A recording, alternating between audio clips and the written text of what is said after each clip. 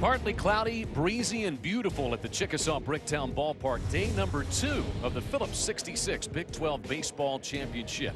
And that means we've got an elimination game. Surprisingly, top-seeded Texas Tech. They were blanked for only the second time this year. Yesterday by Oklahoma State 3-0.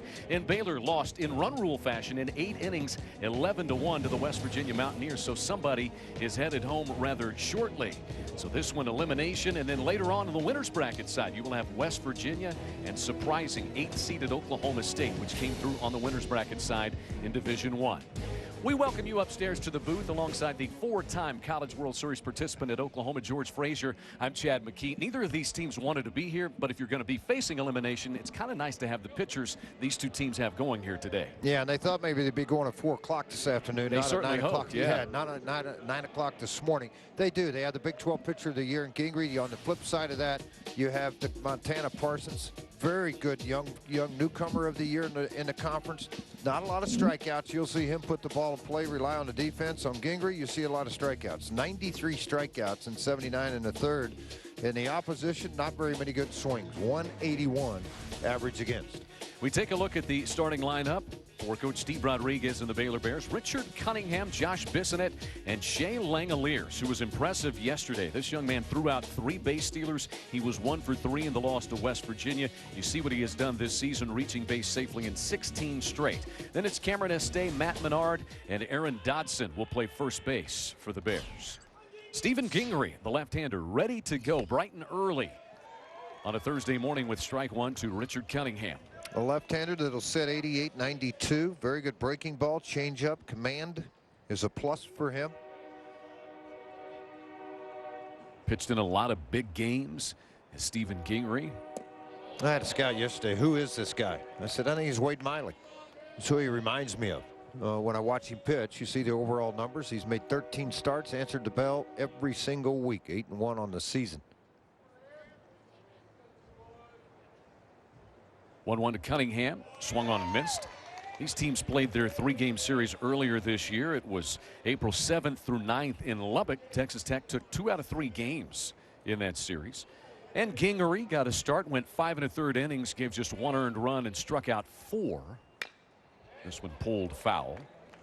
And Tim Tadlock telling us the other day they've kind of limited Gingrey's innings a little bit recently just to have him ready for the postseason. His starts have been a little bit shorter the last 3 times he's been out there. 3 innings against TCU, 4 2/3 against West Virginia, and 5 against Kansas. He's pitched well. They just didn't want to overwork him.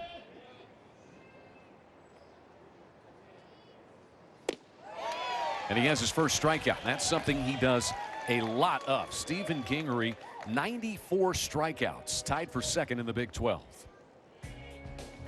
Defense behind Gingrey. Josh Young is at third. Little switch. Orlando Garcia is the shortstop. But you got Tanner Gardner, who will be playing second base today, and Hunter Hargrove is around at first. That's the Baylor defense. They'll be out there when we go to the bottom of the first.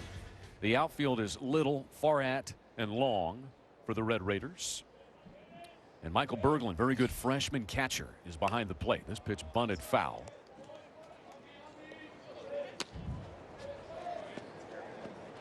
Couple of really good freshman catchers in this game, George. They really are. Berglund I like because it's a slow motor behind the plate. He's very quiet and moving from side to side, but very quick reactions on balls that are in the dirt. Balls that he has to throw down to get an attempted base stealer. Bissonnette hits this one foul. He was 0 for 3 yesterday. Here we go. How about this for the Texas Tech defense? Young, Garcia, Gardner, and Hargrove. A little change with Gardner at second base today, and then Little, Farhat, Long in the outfield. And Berglund still doing the catching for Gingrey. 0-2 the count on Bissonnette. Stephen Gingrey last year was a freshman All-American, Big 12 All-Freshman team. It was 4-2, ERA of 3.18. Southern California guy ended up in Lubbock, Texas. Go figure. How did he escape UCLA, Stanford, Pepperdine, Cal Irvine? I mean, there's a lot of really good Division I schools in Southern California.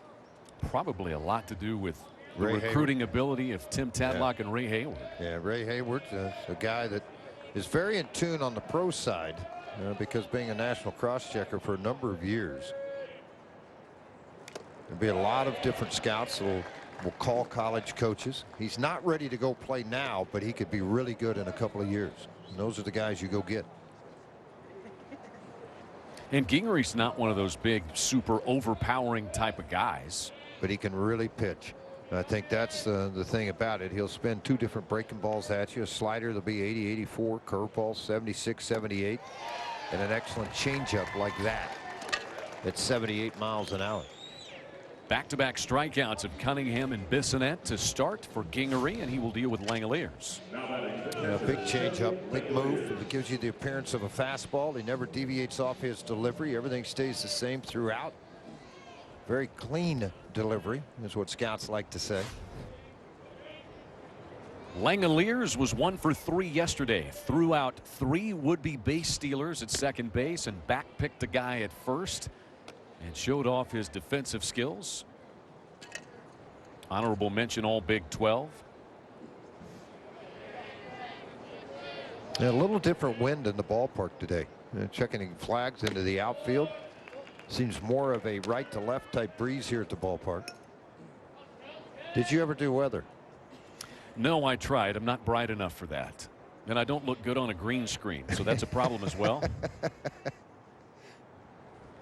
If you're going to live in Oklahoma, you have to actually know the weather. You know what I mean? It's kind of difficult. What you have to know, it will change every 5 minutes. That's what I mean. What you have to know. Yeah, you have to be prepared. Yeah. I swear all those guys got deals with grocery stores. They get 10%. Snowstorm's coming. This in the air to left. Grant Little chasing back near the warning track, but it bounces at the crease where the wall meets the warning track, and it's a double for Langoliers. Well, he hit that ball hard, really turned on it. In a hitter's count, 2 balls and 1 strike. Gingery thought about trying to come to the inner half of the plate, and he set on it.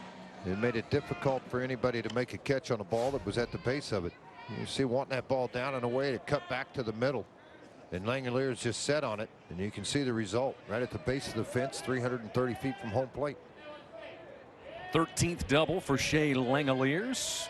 So he's in scoring position for Este. You know, that's the other freshman catcher that Chad was speaking of. Both of these guys can swing the bat. They can throw the baseball. They receive very well. Langoliers set a record yesterday, according to Craig Moran. Threw out 3 guys in a row. See, you wanted to say that on the air, and instead you've thrown Craig Moran under the bus. We don't have the ability to check that. Oh, he does. He's already checked it twice.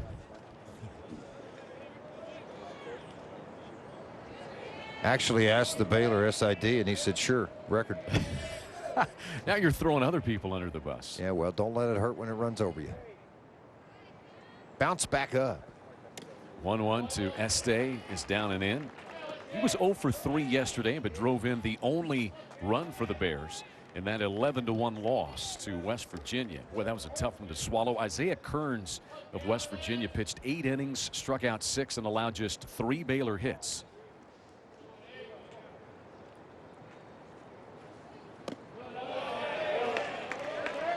A little bit low. And a left-on-left matchup. Gingery has pitched very well against left-handers this year. It's evident of the first batter, and Cunningham, he struck him out. Back to the hitter's count on 3 balls and a strike. Langoliers at second and 2 gone.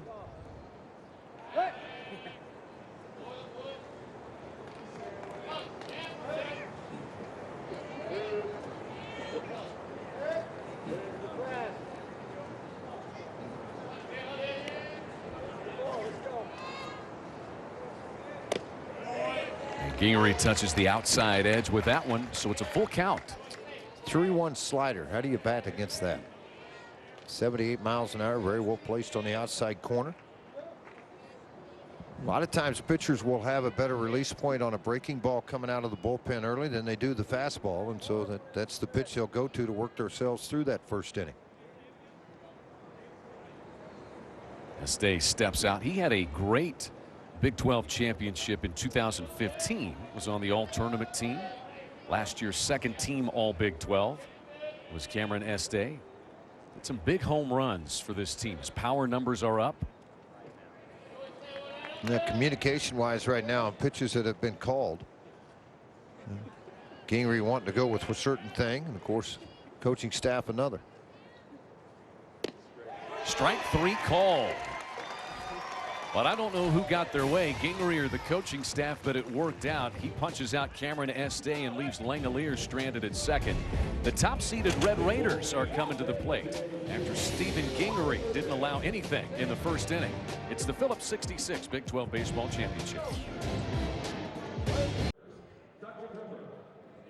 The top-seeded Red Raiders facing elimination coming to the plate here in the bottom of the first inning. Welcome back to the Phillips 66 Big 12 Baseball Championship. Tim Tadlock's lineup reads as such. Grant Little, the left fielder, is in the leadoff spot. Then Tanner Gardner and Josh Young. Hunter Hargrove, Big 12 co-player of the year. 22 doubles and 76 hits coming in with a .347 batting average. He'll be in the cleanup spot. Then Ryan Long and Orlando Garcia, followed by the freshman catcher Michael Berglund, John McMillan, and Cody Farhat for the Red Raiders. And on the mound is Montana Parsons, the junior from Conroe, Texas, a transfer from San Jacinto Junior College, and he is the Big 12 co-newcomer of the year. He was 4-0 in Big 12 conference play. Why has he been so effective coming in? First-year guy in the conference. Well, just look at the numbers that he's produced. I think that's the important thing to me. Five innings or more with at least 3 strikeouts in 10 of his 13 starts. So he's been very consistent for their ball club throughout the whole year, and I think that's the biggest thing. And then you mentioned Big 12 play, 4-0, an earned run average of 2.64, and that came over 8 starts where he averaged over 6 innings per start and 38 strikeouts. So this is a guy that's going to pound the strike zone. He doesn't walk very many people. He will rely on a defense from Baylor, which typically has been very good. Bissonette up the middle with 6 errors on the year. McClain is getting the start at second with only 4 errors, and 6 with Wenzel at third base. And Montana Parsons started against Texas Tech in their series earlier this year, April the 8th. Gave up 5 hits, got a no decision, just a couple of earned runs, threw 90 pitches. What else he is an innings eater for the Bears. He's thrown 100 pitches plus in 6 of his last 7 starts. And as you said, he extends things, 5+ innings in his last 11. So hard to chase him early in ball games. Grant Little takes this one up and in, 1-1. Well, a lot of that has to do with the ability to throw a lot of strikes. Walks will slow down a game in a heartbeat. We saw that last night. I think the OU game went almost 4.5 hours. A lot of pitching changes. Grant Little batting .343. That's 5th in the Big 12. He's tied for 3rd in the conference with 49 runs scored. And he was on the Big 12 all-freshman team. Little was 0 for 4 yesterday against Oklahoma State. So this pitch is fouled out of play. Well, you didn't want to be the better seeded team yesterday. Was there a lot of upsets yesterday? Well, would you call them upsets, though, George? As deep as this conference is, you know, you've got 6 teams in the top 25 RPI-wise. I don't know exactly what's an upset in this league. There's a big swing and a miss as Parsons throws one past Grant Little on the inner half. Well, Oklahoma loses last night to Texas, and Texas has been very good. Top 25, obviously. Oklahoma gets beat, but I think the number one yesterday that stuck out with me was Oklahoma State and Texas Tech. Oklahoma State got a very good job from Battenfield. Their bullpen was very good. Teal came in and pitched well for a couple of innings, and then you flip that over, and Cobb came in and closed things up, a 3-0 shutout. Here's Tanner Gardner. Checked his swing, but it's a strike anyway. Well, I think the one thing we got to remember and keep into account of this deal is Oklahoma State's been there and done that. They're going to be a club that's going to be somebody to contend with in this. I think West Virginia will have their hands full tonight. How about West Virginia yesterday? Isaiah goes out and gives them 8 innings complete baseball. You talk about having, and their pitcher shorts because of injuries. You talk about a shot in the arm. Yeah, you get a complete game in a conference tournament opener, and you are set up, as Randy Mazey and the Mountaineers are, after Isaiah Kern's 8 innings yesterday. And they run ruled this Baylor team in 8, 11-1. Gardner chases that one. By the way, I never understood that shot in the arm was a good thing. They always hurt when I got those. Yeah, but you started feeling better a short time after. You went to the doctor, you got a shot, and you started to feel better a little later that day. That chicken pox hurt for a long time. Just kidding. Don't even remember that. 2 strikeouts. How about this? We have 5 strikeouts so far out of the 5 outs. We do have a double in the ball game. Kind of what we expected with these 2 pitchers, as Josh Young stands in for the Red Raiders. Young freshman out of San Antonio MacArthur.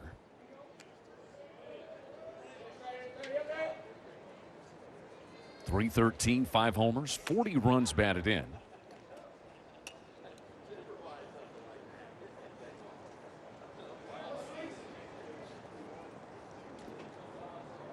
Josh Young, the Big 12 freshman of the year, 2nd team all conference, has 68 hits. If you could take that sinker and run it to the outside corner, meaning 2-seam fastball, folks, that it starts on the corner, comes back to the middle. It's hard for hitters to attack that pitch because they think it's going to be off the plate and out, and then it runs back to the middle, and you get a lot of strikes called. 1-1 is swung on and missed. Pretty good heat, 88-90 so far in this ball game for Montana Parsons. Love guys that control the pace of the game, pace and rhythm as a pitcher, attack the strike zone. Young trying to disrupt that a little bit right now. Yeah, hitters will do that. Whenever you get in a rhythm as a pitcher going forward, they're going to try to do whatever they can to slow things down. Young just got a piece of that, came back up and got him. So it stays at 1-2. Josh Young leading the Big 12 with 53 runs scored. Was 1 for 4 yesterday with a double. Texas Tech, the top hitting team in the Big 12 with a .306 batting average. Right off the foot, back up right to the eye with a little spin. Good morning. I prefer coffee and eggs for my wake-up call. Not that double dip right there. This is slashed foul into the seats. Parsons struck out Little and Gardner. Young battling away with 2 strikes on him.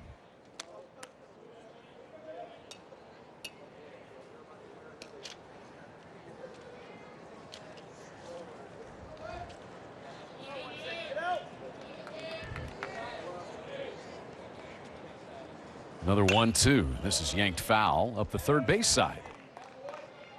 You know, these 2 teams feel very confident about the NCAA tournament. Certainly the RPIs are great, and Texas Tech is in position to be one of the top 8 national seeds. But you never want to go 2 and out in a conference tournament. No, you're sitting for a while. You know, that's the thing. You're not playing baseball.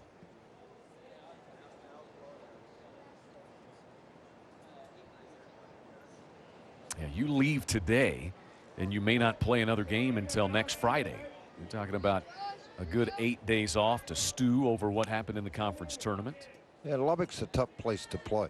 You go in with the wind out. It's got the AstroTurf, a great fan base that packs the house. Well, that was a quick pitch there by Parsons that missed inside. You see that, George? Well, a little bit of Johnny Cueto. If you watched him and Edison Volquez, there's 2 guys in the big leagues now that they come set. They look in this way, and it's just a really kind of a surprise thing more than a slow step. I like it. A little finesse, a little fun in the game. What a battle here with Young. 2 balls and 2 strikes. What is that? What, the 8th pitch of the at bat? You're about to see it. The 8th. Yep. He's fouled off an awful lot of fastballs, and it's a good opportunity now with a couple of balls, couple of strikes to run that sinker to the outside corner and let it run back to the middle, see if he'll give a chase on it. Montana Parsons offering another 2-2 pitch. Ball 3 is a little upstairs. I think Montana thought he had strike 3. It's high up in the zone, and it can be dictated early in a ball game. If an umpire is going to have a lower strike zone than an upper strike zone, very rarely do you get both. Mark Wagers is our plate umpire. Does a good job. 5 foul balls in this at bat by Young. Well, the kids are happy.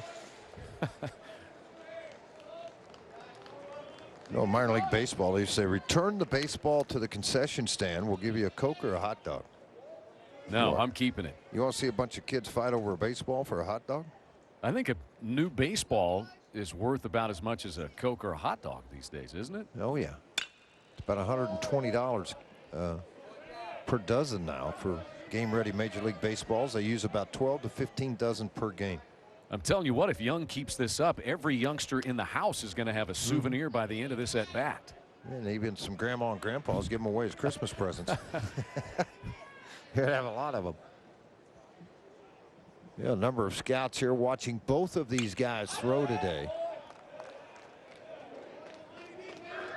So can you hear the cash register running? You're saying it's about $10 per foul ball. Is that what those cost, George? Yeah, I'm thinking right now Wow. that the Big 12's thinking we only brought 4 cases for the tournament. What are you guys doing? Pretty soon we're going to hear on the PA, hot dogs for baseball. Or can somebody make a run to Dick's or Academy for us? Will you go grab us some more balls? We'll stamp Big 12 on them. Another 3-2 pitch. This one will not be foul. It's on the infield. The second baseman McLean makes the catch. 1-2-3 for Parsons, but it wasn't easy. No score headed to the second inning here in an elimination game at the Phillips 66 Big 12 Baseball Championship. Top seeded Texas Tech yesterday was upset in the opening round by Oklahoma State. The Cowboys using a couple of sacrifice flies. This is Cade Cabanis in the top of the second scoring Colin Simpson. We had a replay review on this tag right here, but Simpson was scored safe and it was 1-0. Another sacrifice fly for the Cowboys from Garrett McCain. Plated Cameron Dobbs and made it 2-0. And the RBI single from John Littell in the top of the fourth made it 3-0 Oklahoma State. And a terrific pitching performance by Blake Battenfield as he went 6 innings, no runs, 4 strikeouts and 4 hits against Texas Tech. Only the second time Red Raiders have been shut out this season. Texas A&M was the other one. And so now, George, they're left with trying to get the bats going. And that hasn't been a problem for them. But can sometimes one game send you into a little mini slump as a team? Well, I think what it does is you start thinking about next week more than this week. Meaning you know you're going to get a top seed. You know you're going to be one of the top 8. I'm going to have a regional at home. Is it difficult to play these games? No. I mean, you get shut out 3-0. Obviously, somebody that made a hiccup was going to win the game yesterday because both starting pitchers were outstanding. But, you know, Tim Tadlock feels like they're still in really good shape. And one reason is the pitching staff. He's got big arms down there. Gingery, still got Ryan Shetter out there. Parker Mashinsky. Would not ever anticipate Tim Tadlock ever saying we're in a bad spot. I agree. One of the most positive guys I've been around in baseball, and that rubs off on his ball club.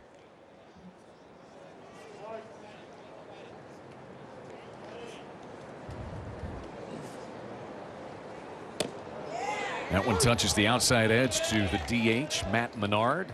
Menard's been a regular catcher through much of his Baylor career, but DHing with the addition of the terrific freshman catcher Shea Langoliers. A pitcher can dictate his strike zone a lot. If you start wearing out both corners, umpires get in tune with you pretty quick. And you mentioned the positivity of Tim Tadlock. You can say the exact same for Steve Rodriguez over in the Baylor dugout. Second season as head coach. He's the Big 12 Coach of the Year this year. Unexpected for the Baylor Bears to finish 5th and have an RPI of 21 now in the country coming into this day. Boy, there's a terrific off-speed pitch and the 4th strikeout already for Gingery. Rodriguez does a good job. He's spent some time out in Southern California being able to recruit in. He's gone after junior college high-profile guys. And that will, you see, 8 career NCAA appearances while the head coach at Pepperdine before Steve Rodriguez came to Baylor before last season. Here is Aaron Dodson, and what a 3 games he had earlier this year against Texas Tech, and he says, I'm just going to continue that. Well, Dodson had 3 homers and 7 runs batted in the series between these two teams earlier, and he has a base hit in his first at bat this afternoon. Now look for something in the inner half of the plate. Was ready for it. Kind of bailed his front side and pulled the baseball in. Set up inside. Got a fastball. Did a very nice job of lofting it out over the reach of the defender. Brian Klein for the base hit.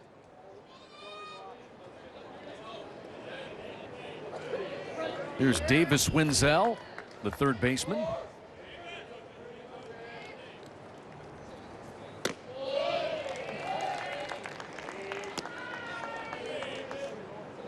Wenzel, a freshman out of San Clemente, California. Honorable mention all conference and was on the Big 12 all freshman team. 8 homers, 29 runs batted in.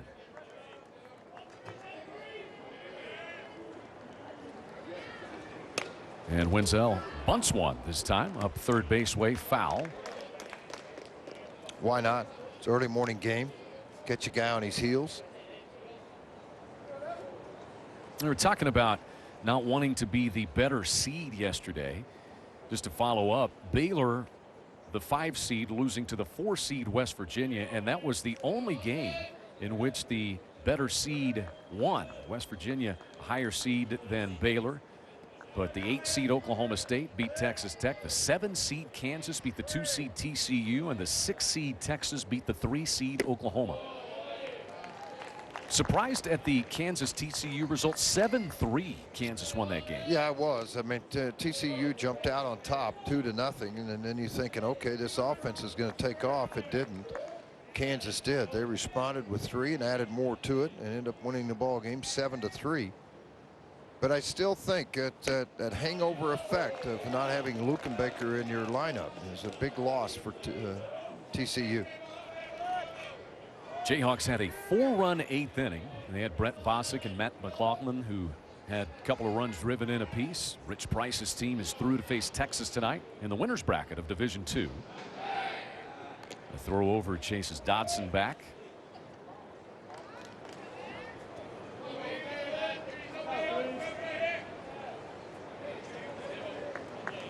Dodson has not stolen or attempted a stolen base this year.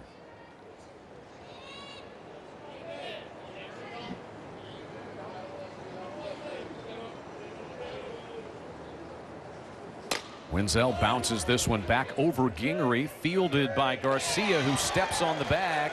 Oh, they said he was off the bag when he fielded that ball. So no out at second base, and Tim Tadlock is going to come and question that. Second base umpire Mike Morris said that Garcia did not have possession of the ball when he stepped on the bag, or didn't touch the bag. Let's look. Didn't touch it. Foot's off the bag. Good call.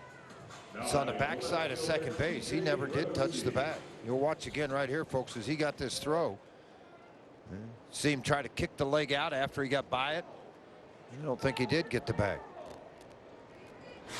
So it'll go as a 6-3 fielder's choice play. You know, there's so much about assuming that a shortstop or second baseman is on the bag out there, but clearly he was not. Well, he didn't help sell it when he got past it and he tried to cow kick it to get back on. Cow kick it. People in Oklahoma know what I mean. Sure they do. You just don't. And Texas. No, I know what you mean. Kidding me? TJ Ragusi didn't check his swing.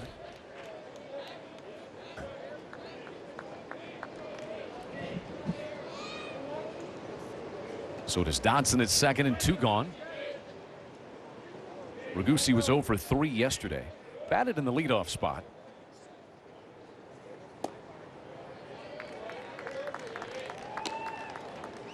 Sophomore out of Georgetown, Texas. He was honorable mention all Big 12. A guy that Steve Rodriguez says just a hitter who finds a way. It's not always the prettiest thing to look at, but he finds a way to get on.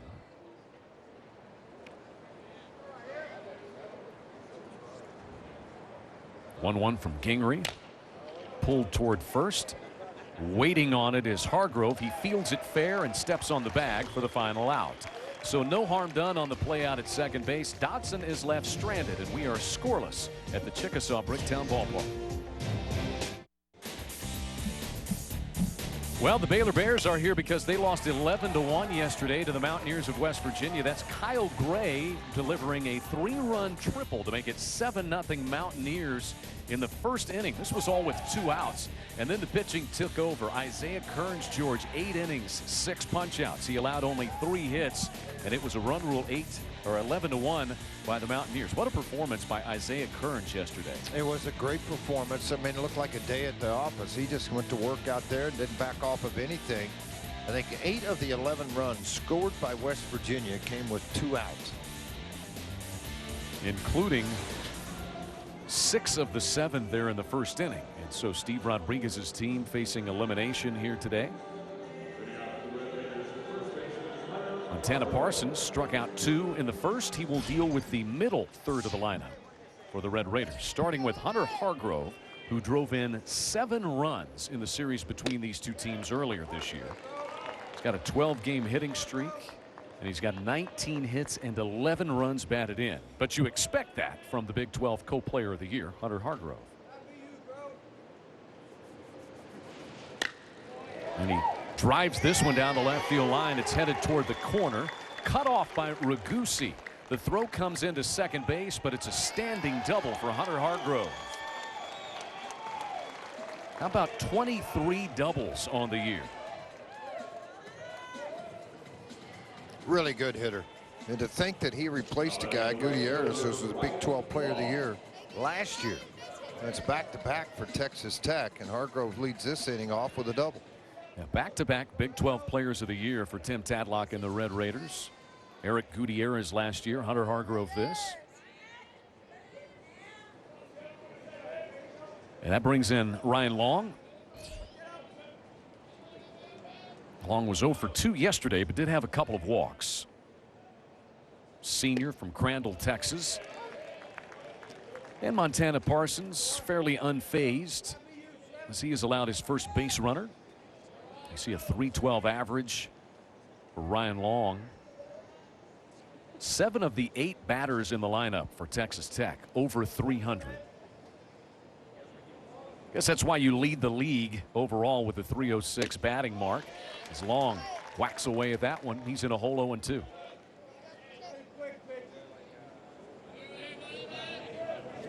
You could probably hear Tim Tadlock on the field microphone say, "Don't let him quick pitch you." We saw that again from Parsons there. Yeah, as long as he comes set, he's letting it, not only letting his hitters know, but also the umpires know to make him come set. You like to advance that runner any way you can to third base. Yeah, Parsons has been 88-91 the entire ball game. He's tried to utilize an elevated fastball to get swings and misses. Of course, Long missed a large number of games for Texas Tech. You know, when they played at Oklahoma, he was unavailable due to injury. He and Tanner Gardner both have missed time for Texas Tech. And we talked yesterday about Davis Martin, their terrific pitcher, who had a little arm tenderness and just came back as a starter yesterday against Oklahoma State. Looked solid, pitched about 55 pitches. Again, getting prepared for postseason.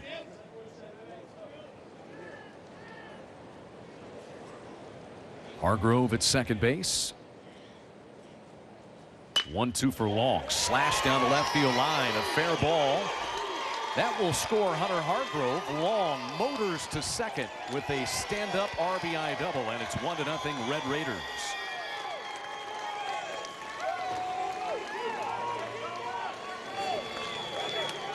I don't think this ball club had been shut out that many innings consecutively after yesterday with Oklahoma State, and then the performance by Montana Parsons in the first inning. This is an elevated fastball. Really nice job of hitting by Long. He just tried to slap it to the opposite field. Does a good job of it. Good recovery by the Baylor defense. TJ Ragusi to get the ball back in. 9 doubles now, 23 runs driven in for Ryan Long. He has reached base safely in 18 straight games. Nobody out, and here is Orlando Garcia.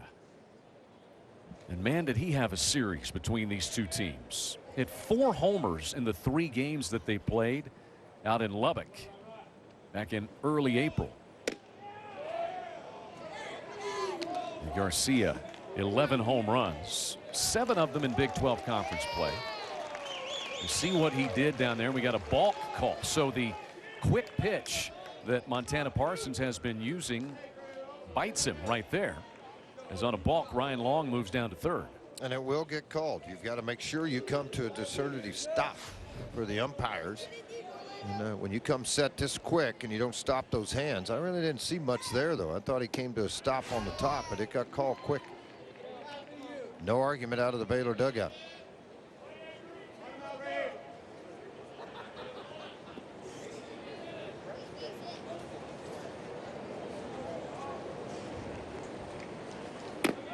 Garcia takes downstairs, 3-0. So you got a little adversity now for Montana Parsons. Couple of doubles. You've had the balk called against you. That's kind of running through your head, isn't it? Got to slow the game down. Back off the back of the rubber. Make sure that you're in tune with what you're doing. Try to come back from a 3-0 count. Yeah. Ball 4 elevated again. Apparently it wasn't ball 4. Well, we had the balk, and so I think they got true. My bad. I think they got the count wrong up on the video board. A no pitch on the balk, so it is 3-0 now.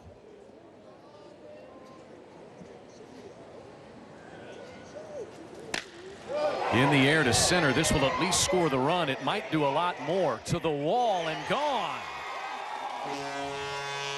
Orlando Garcia with his 12th home run of the year, his 5th against Baylor this season. It's a 2-run blast, and it's 3-0 Red Raiders. Now, not just a small home run either. 425 feet from home plate. It's 415 in left center. As a junior draft eligible player, 12 home runs, 57 RBIs. That'll catch the eye to go along with just 4 errors playing a shortstop position, and he got all of this. There is wind here at the ballpark today, but that ball was stung very well. Richard Cunningham gave the best shot of trying to climb the wall, but not to anywhere to reach that. Back up the middle, ranging over goes McLean. He'll get there, but not in time to make a play on Michael Berglund. And here is that Texas Tech offense, dormant yesterday, 9 innings against Oklahoma State, dormant the first inning today, but this is what they have been like this year. Yeah, the alarm clock's gone off in the dugout. 4 straight base hits, 2 doubles, a home run, and a single. So 3 runs on 4 hits here in the second inning. That is now 6 home runs that the Red Raiders have hit against Baylor this year, and 5 of them by Garcia.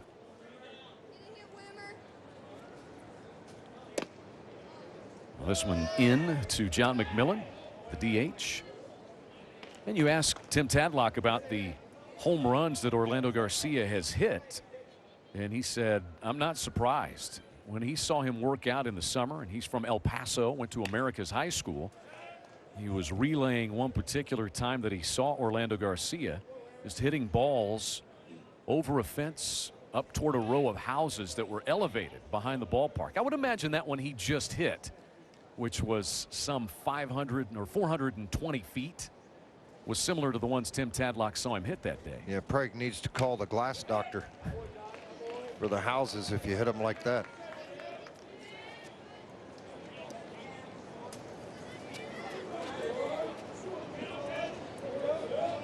John McMillan in the lineup today. It's a guy that pitches and hits, and he swings over the top of that one from Montana Parsons, who records a much needed first out.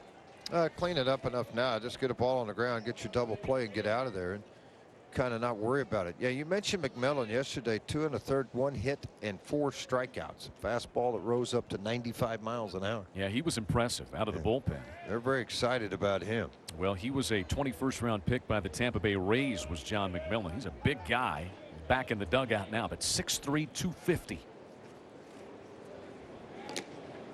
And so with 1 away, here's Cody Farhat, the center fielder. He was 0 for 3 yesterday.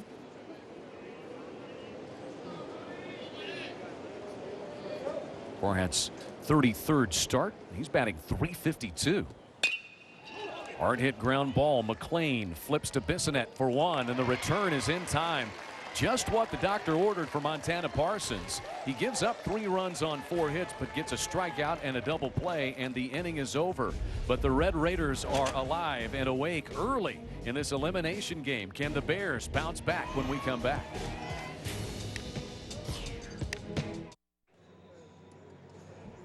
Top of the third coming your way from the Phillips 66 Big 12 Baseball Championship. Alongside George Frazier, I'm Chad McKee. And Steve Rodriguez and his Bears facing a 3-0 deficit. Quite a good deal of talent on display today. Award winners in the Big 12. You got Steve Rodriguez, the Big 12 Coach of the Year. Montana Parsons, co-newcomer of the year, pitching for the Bears. Hunter Hargrove, we've seen him, the co-player of the year, along with Evan Skoug of TCU. Stephen Gingery, the Big 12 Pitcher of the Year, who's back out on the mound now, and Josh Young, Conference Freshman of the Year for the Red Raiders. Okay, so who's missing? You got 2 co-players. You got a co-newcomer and a co-player of the year that are missing, not playing in this game. George? Well, you said Evan Skoug's not playing. Evan Skoug and Briley Ware of Oklahoma, co-newcomer of the year, along with Montana let me Parsons. finish my You had it. sentence. I know, my fault. I was so anxious. That's a $5 fine. Put it on my tab. No, you're just buying lunch after this. Well, you're going to need more than $5. No. What are you expecting? Ballpark hot dog? It's cheap at the Waffle House. Stephen McLean, the number 9 batter, leads things off against Gingery. Gingery's given a double in the first, a base hit in the second, but no runs on the board yet for the Bears. Important to have a shutdown inning after your club just puts you up 3-0. And a base hit greets him. Stephen McLean into center field. And McLean yesterday had the day off, did not start the ball game. He's made a double play so far and started a double play for the Baylor Bears. Now comes up with a leadoff single. 3 hits for Baylor. Been a good start to their 3rd inning. They roll the lineup over for the center fielder Richard Cunningham. A strikeout victim on a hard slider down and away. Cunningham had 2 hits yesterday, so 2 out of 4 here in this Big 12 championship. Gingery throws over.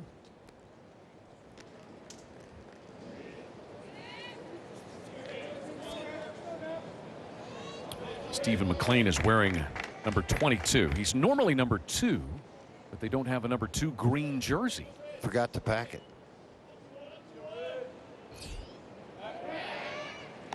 Mom's wearing it in the stands. Could be. Coach, I don't know what happened to my jersey. It's gone. I have no idea how I got out of my bag on the last trip. Oh, hi, Mom. Hi, Mom. That's right. Attempted bunt for a base hit. Trying to take it up the first base line. And how you can tell the difference is pretty simple. Square around, make sure you get the bunt down properly or you're running out of the box. There's a lot of guys that are great bunters for base hit and horrible sacrifice bunters. They Why can't is do that? it. I just don't think they're comfortable squaring around and having a ball come right at them. Or they practice so much the bunt for a base hit option. Right, and I think, you know, there's some pitchers that are really good bunters that work at it, and there's some that are horrible bunters at the big league level, and I don't understand that. What kind of a bunter were you? I was good. I either bunted it or stepped out and let it hit me.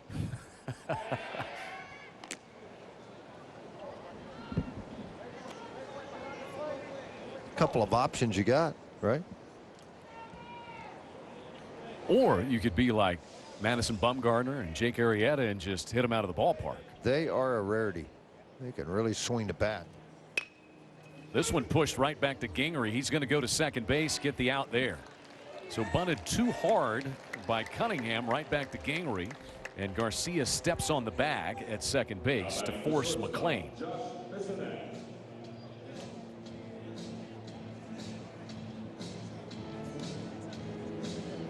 Now, pitchers always check in bunt situations. Typically, it's opposite of whoever's hitting at the plate covers the bag. The left-handed hitter, it should be the shortstop. He's there to catch the baseball and make the throw on to first.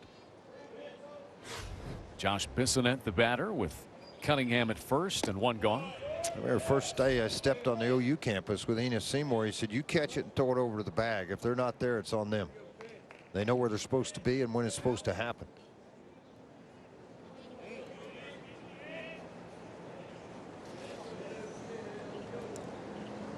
Were there ever times when you threw it out there and nobody was there to catch it? No. Had a pretty good double play combination. Keith Drumright was a 4-time All-American. Mike Ford was a very sure-handed shortstop. Mike Kunico came along behind him. That's how you go to 4 College World Series at Oklahoma, right? Good players, yeah. Bissonnette struck out swinging his first time. Gingery has had a little traffic on the bases in all 3 innings.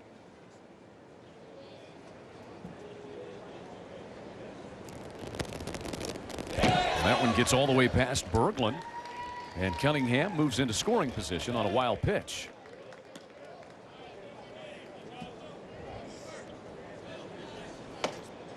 You know, it seemed like Berglund thought that ball was going to not have as much movement as it did, because he was trying to frame it. Reminds me a lot of Charlie O'Brien, good catchers at the big leagues. Molina, they'll catch a ball on the palm, they'll catch it in the pocket, they'll catch it on the webbing. The less movement of the glove in the strike zone, the better opportunity you have to catch the baseball to get a strikeout. That's only the 5th wild pitch thrown this year by Gingery. He comes right back and allows the walk to Bissonnette with 1 out. And now he steps right into the middle of this lineup for Langeliers, who doubled into the left field corner his first time.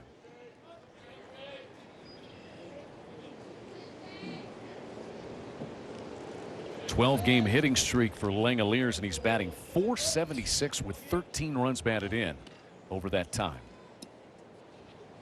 Wow, 4 homers and 6 doubles to go along with that. So you're talking about a red-hot hitter, and this is one that Baylor almost has to cash in on.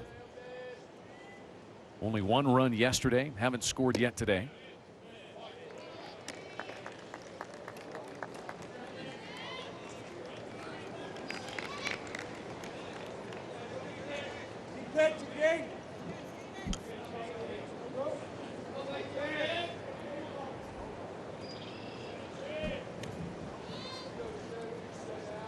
Gingery spins and looks out at Cunningham.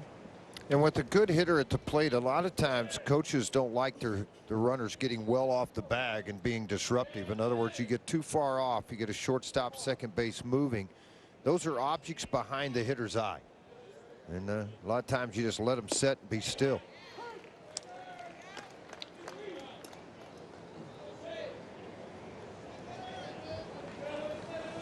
Now, not typical Gingery type start to a ball game, falling behind the last 5 batters. Only 3 of 12 first pitch strikes in this game. Yet 4 strikeouts in the game. Langeliers taps this one foul back behind the plate. 1-2.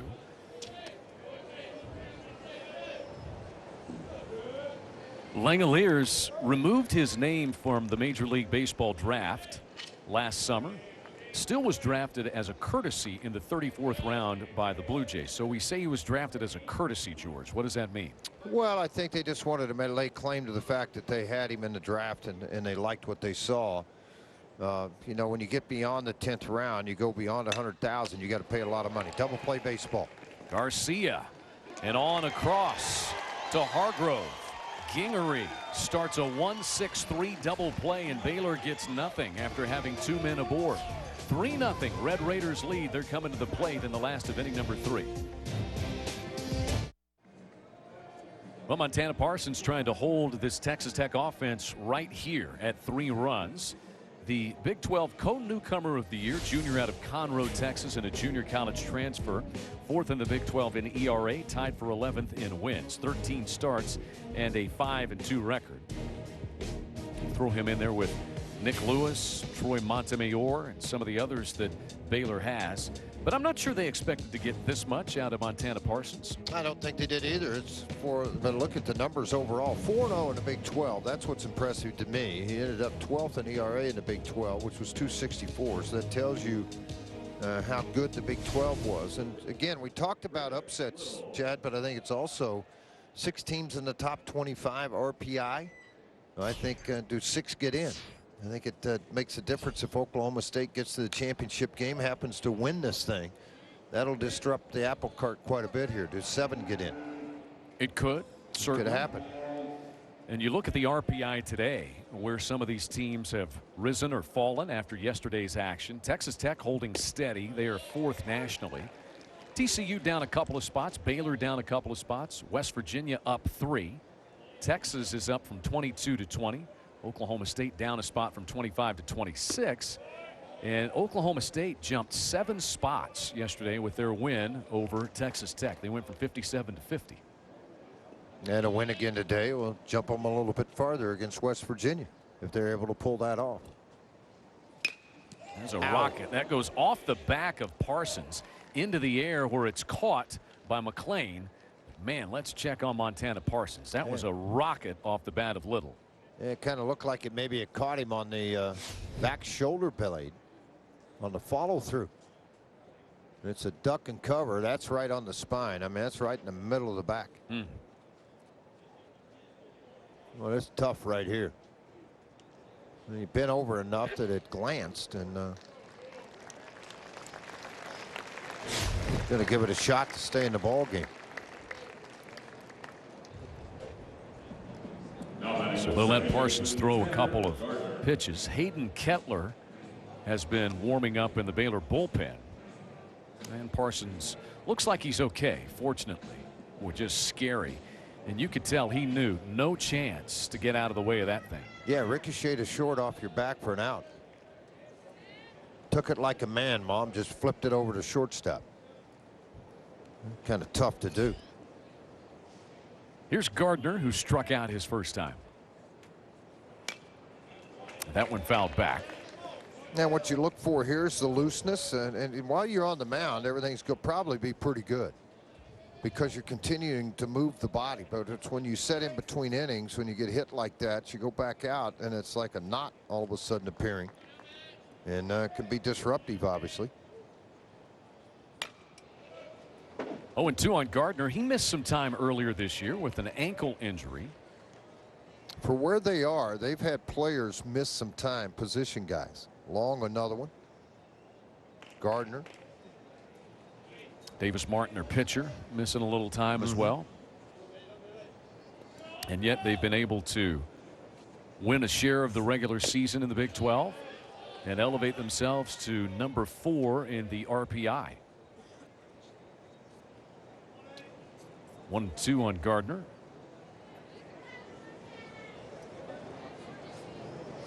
Texas Tech has only won one Big 12 tournament championship, 1998, when they beat Texas A&M in the finals.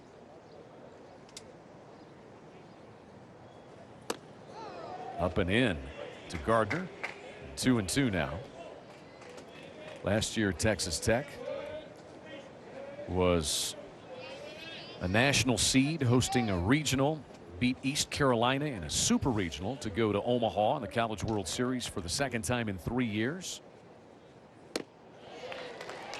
And Gardner out on strikes. After a fastball up and in, he went changeup away at 78. So Gardner has struck out twice. That's 4 strikeouts for Montana Parsons, and a good bounce back after being hit by that line drive. The third baseman, Josh Young. Here is Josh Young, who popped up to Stephen McLean, the second baseman, after about an 11 pitch at bat his first time.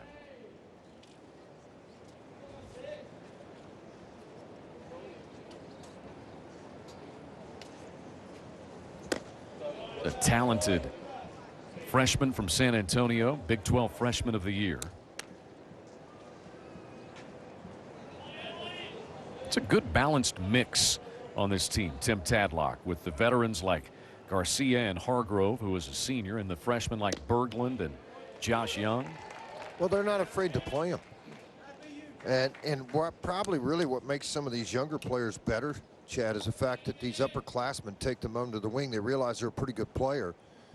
And I think one of the hard things for young players coming into college or professional baseball.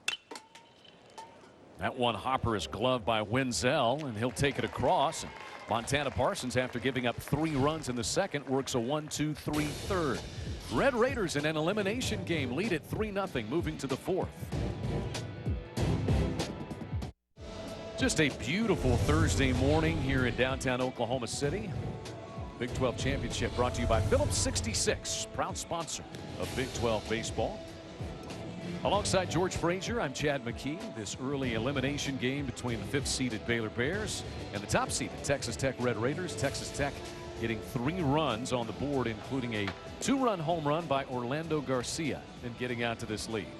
Gingry's done a nice job, thinking that he has fallen behind first 5 batters in a game. But yet out of 48 pitches, 29 have been strikes, 3 of 12 first pitch strikes. First inning, 21 pitches. He's cleaned it up the last 2 with 14 in the second, 13 in the third.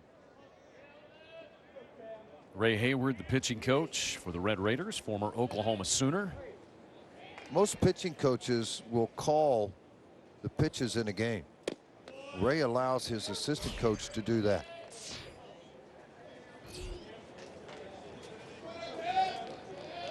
He would rather study the body language of his pitcher, what he's doing to work it. Estee lines this one fair down the left field line into the corner, where it's gathered by Grant Little. Cameron Estee with a leadoff double for the Baylor Bears.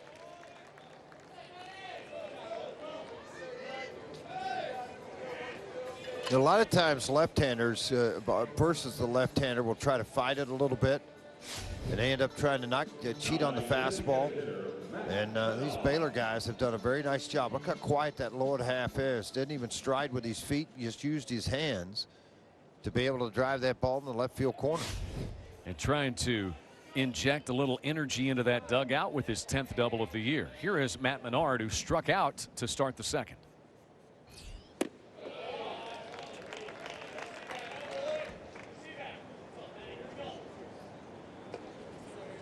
You see some signs of stirring out in the Texas Tech bullpen right now, but nobody really throwing.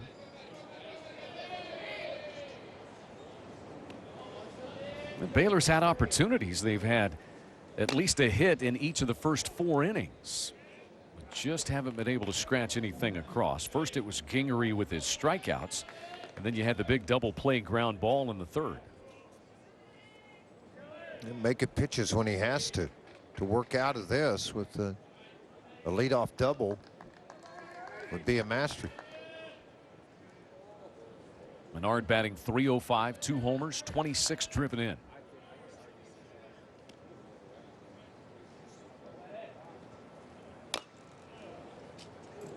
And he's down to the count 1-2 against Gingrich. See, when you have the ability to work the fastball both sides of the plate and the breaking ball, it makes it difficult. That's why a lot of these scouts like Gingrich. That's why they compare him to a lot of different guys pitching at the big league level with the ability to do what he does. As I said earlier, if you're just joining the telecast, it reminds me of Wade Miley, who now pitches for Baltimore. #1 draft pick by the Arizona Diamondbacks. Baylor 0 for 3 with runners in scoring position so far in this one.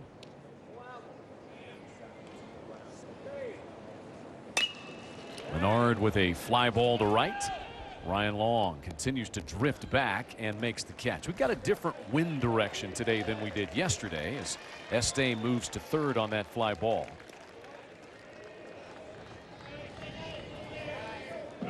Ball's got some carry out toward center and left today. It was blowing in yesterday. Yeah, yesterday pitcher's paradise, particularly in the early ball game. The Oklahoma State game, there was balls hit to the warning track that were caught fairly easy as you check the winds out in center field. And that's where you want to know what direction the wind's blowing. Up high, up above the stadium. Now, as this downtown area has grown, there becomes wind tunnels, more or less. Meaning this right field going into left field, the wind blows through there pretty briskly. Because on the backside of home plate, you have hotels that have recently been built. Wind kind of whistles through. Aaron Dodson had a base hit his first time. Cameron Estee at third base and only 1 down. Important for Baylor to get something out of this. There is, and to counter that, Gingrich's one of those guys that can strike somebody out. So with that said, he could shut down an inning pretty quick or go get the strikeout. Fastball at 88, but well located down in the zone. And 1-2 now on Dodson.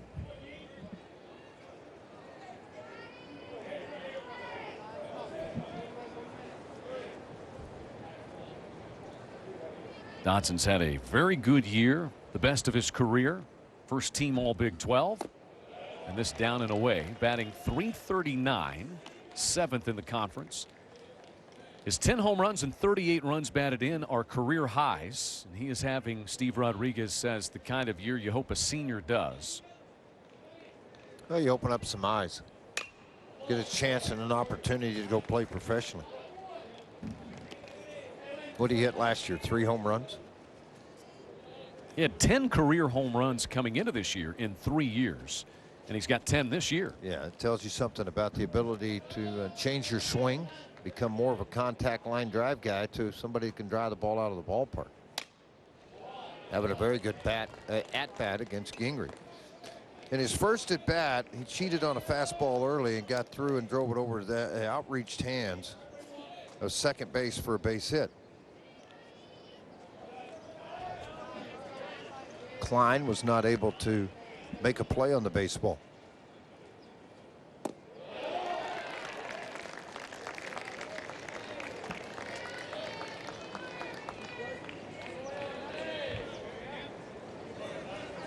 Full count now on Aaron Dodson. It's a big pitch in the grand scheme of things. And Gingrey got him swinging, ran one up and in, and Dodson couldn't hold back. That's the way starting pitchers can control a lot of things when you have the ability to go get a strikeout when you need it. And Gingrey just did that. One more to look at it. Big sweeping slider, and not necessarily a good pitch, but once he had committed the hands, there was no way to stop the swing. And most guys with power, once they start, tough to stop. 97 strikeouts on the year for Gingrey, his 4th today. And here is Davis Wenzel. Wenzel grounded out to short his first time.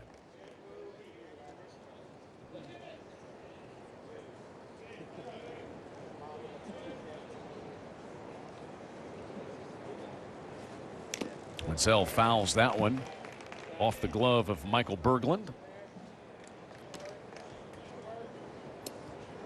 I correct myself. I said the second baseman of Texas Tech was Klein. He played there yesterday. Chad hit me in the back of the head and said it's Gardner. So I will correct that. Tanner Gardner. Well, I just wanted to make sure that I was cheating a little bit. Credit. Well, the last person you want mad at you is the mom. Absolutely. When mom gets upset, things aren't good.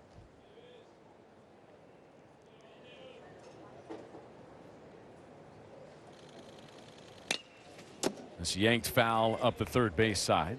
Well, you were cheating earlier. You were trying to fill out your lineup card off of yesterday's lineup card. Well, typically you can get lineups sometimes an hour ahead of game time. At the Big 12 tournament sometimes, because coaches late arrival and getting things put together, you don't get them till about 15 minutes ahead of game time. So you're blaming them now for writing? No, I'm just saying mad scramble. Can be. You know, when a team is finished as high as 3rd in the country, played well, co-champion, so they just anticipated Tim would go with the same lineup. He threw you a curveball. He threw me a curveball, and I swung and missed. Full count with Estee at 3rd. Baylor hitless, 0 for 5 with runners in scoring position today. 4 hits on the board for Baylor. They just hadn't been able to hit when they can, when they need it. There's a guy on the mound that's had something to do with that. And ball 4 to Davis Wenzel. So he draws the second walk issued today. Our trivia question: how many #1 seeds have gone undefeated en route to winning the Big 12 championship? 2,850. I'm going to take the under. The under. Okay. Who comes up with these trivia questions? Can I point at him?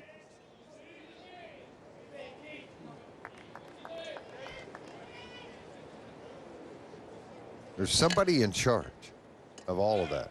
There goes Wenzel. The throw by Berglund is a little high, but they still get the tag down. Wenzel is called out. Oh boy, here comes Rodriguez. I haven't seen him run that hard since he stole a base in college. He is sprinting out to talk with Mike Morris, the plate umpire. The inning is over. But you've got Wenzel still standing out there, and now he will come off the field. Let's get another look, George. Yeah, we're going to have to see when this tag was applied. The hand definitely is there before the tag, well before the tag was applied. That's not I can only tell the truth, folks. That's a bad call. Wow. Red Raiders on top 3-0. Red Raiders maintain a 3-0 lead in this elimination game at the Phillips 66 Big 12 Baseball Championship. So our trivia question of earlier, how many #1 seeds in this event have gone on undefeated to win a championship? Nebraska, 2001. #1 seeds have 4 titles and 8 finals appearances. So what #1 seeds have lost their first game and then gone on to win? That's what Texas Tech is trying to do. 0-2, Texas lost early and then beat Nebraska in the title game. Nebraska did it to Baylor in 05, and then 2009 Texas lost its opening game but went all the way in to beat Missouri in the championship game. And a lot of these teams have changed, haven't they? Changed direction. Yep. Missouri, Nebraska, Texas A&M. And yet this is still the #1 RPI league in the country this year. A lot of really good baseball. I think that's why you see the large contingency of professional people here watching the game, for the simple fact that there's a lot of really good players that's got a chance to go make some money. Hargrove lifts this one on the infield. First baseman Dodson, second baseman McLean are there, and it will be Dodson for the first out. Hargrove had doubled to start the second inning. Red Raiders ended up getting 3 in that inning. But Hunter Hargrove retired here by Montana Parsons. What have you thought of Montana Parsons to this point, George? I like the way he's rebounded, particularly when he had given up 3 runs on 4 hits to start that inning when the Red Raiders got after it. And then, of course, the double play turned and a strikeout. He was able to make some pitches. The last inning, after being glazed off the back, he had a strikeout, a ground out. And now starts the inning getting the leadoff man, and it's so important to do that. The one inning he's gotten beat up, he didn't get the leadoff man. Ryan Long doubled home Hargrove in the second and then scored on the home run by Garcia. I mean, a deep home run just to the left of center by Garcia, who's on deck.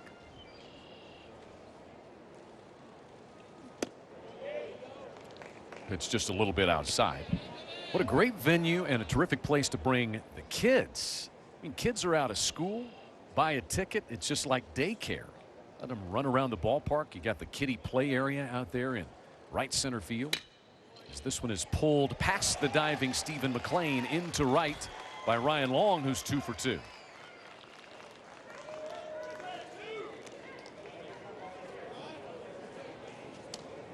The 5th Texas Tech hit. That brings in Garcia, who homered his last time. Now batting the shortstop, Orlando Garcia.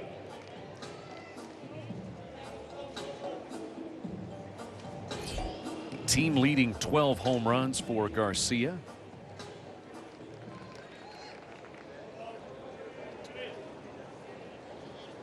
'57 runs driven in.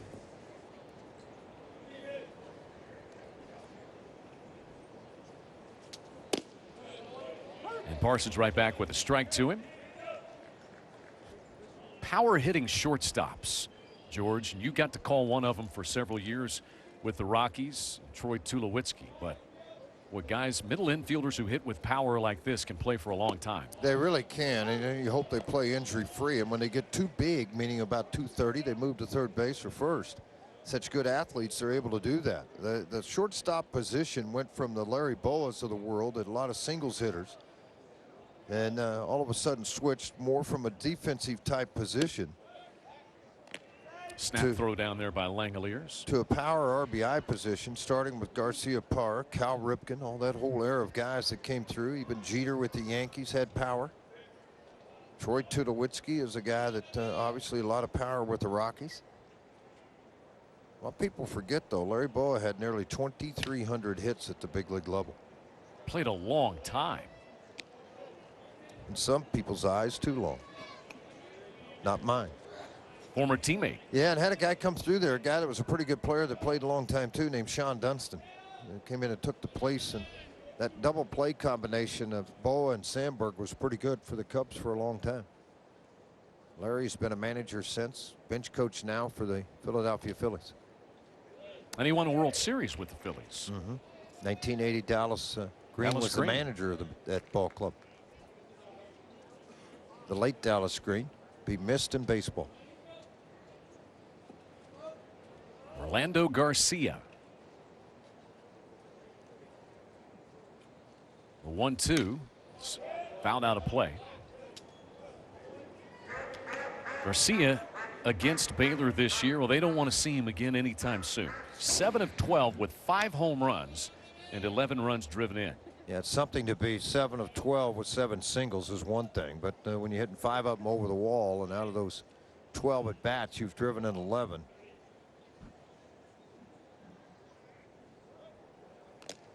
Long chased back at first.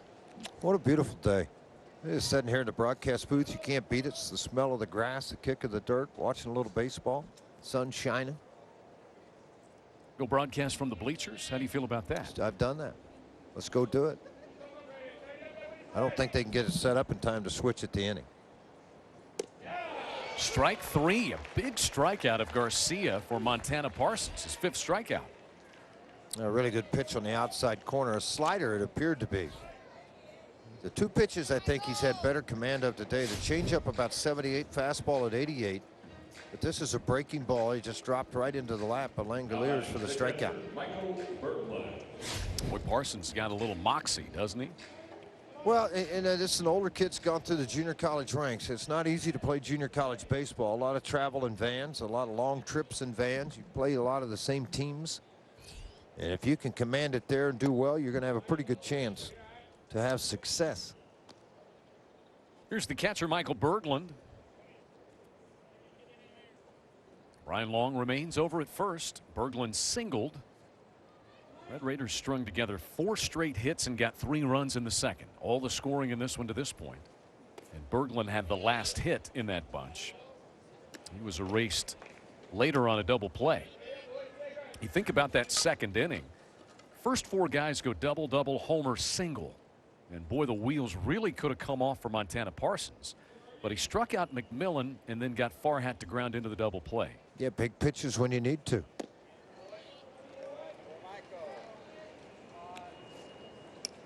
3-0 to Berglund. Well, not your typical 7-hole hitter in a lineup. I know when they had injuries to Long and Gardner, he hit 3rd in the lineup. And a 4-pitch walk to Berglund. And that's the first walk that Parsons has issued. He doesn't walk a lot of guys. You said that coming in. Montana Parsons. So surprising that he issues this 2-out walk to get to McMillan, who he struck out the first time. John Strauss, pitching coach. He was with Steve Rodriguez at Pepperdine as well. You know, here at the stadium, they put on the scoreboard your name and, of course, a picture of the player. And then it will say your position behind that. And for McMillan, it says outfield catcher, infielder, right-handed pitcher. You talk about keeping mom happy. Yeah. Yeah. And keeping himself in the lineup when you can play that many spots. Right. Well, and the one thing they didn't put up there, he plays hitter really well. His best position is bat. Where's Jasper, Texas, by the way? Come on, you're asking me geography questions? Yeah. I'm not in school, even Actually, though it's I 10 am. o'clock in the morning. But you know these things. I think I've been to Jasper or seen it on a sign driving through the Lone Star State. But we've got our man Craig Moran busily checking where Jasper, Texas is. And we apologize to all Jasperans or Jasperites. We'll become aware shortly of where your humble hamlet is. McMillan's hit 8 home runs. And this is pretty well hit, but a lot of real estate out there for Richard Cunningham. And he tracks down this fly ball, inning over. A walk and a hit and 2 men left by the Red Raiders, who lead it 3-0. Red Raiders on top 3-0 as we hit the top of the 5th inning. Chad McKee, George Frazier with you, and Tim Tadlock, the head coach of the Red Raiders, kind enough to join us from down in the dugout. Orlando Garcia has had a great year and terrific against Baylor. He's hit 5 home runs against the Bears in the 4 games you've played. And you talked to me the other day about the power surge he's had this year, but you guys aren't surprised that he's hitting the ball out of the ballpark like this. No, it's really neat to see when a guy gets a 3-0 pitch, he can take care of it and do what you're supposed to do with a 3-0 pitch. That's really it's neat to see. He's come a long way in his development. Gingrey has done a nice job working out of some trouble on the mound. It's just the quality of a veteran pitcher. Would like for him not to get in some trouble, right, George? I know. Go 3 up, 3 down would work. Coach, we appreciate it. We'll let you get back after. Appreciate it, guys. Tim Tadlock, Red Raiders head coach, his alma mater, the 2014 College Baseball Hall of Fame National Coach of the Year. Played for the legendary Larry Hayes at Texas Tech, did Tim Tadlock.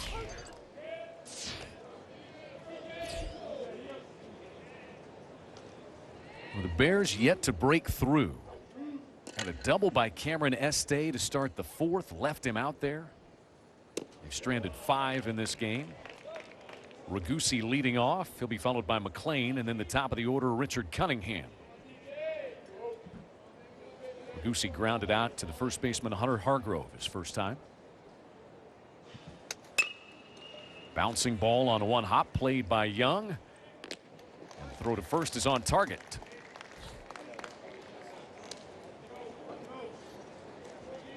Okay, Jasper, Texas, George, you were asking.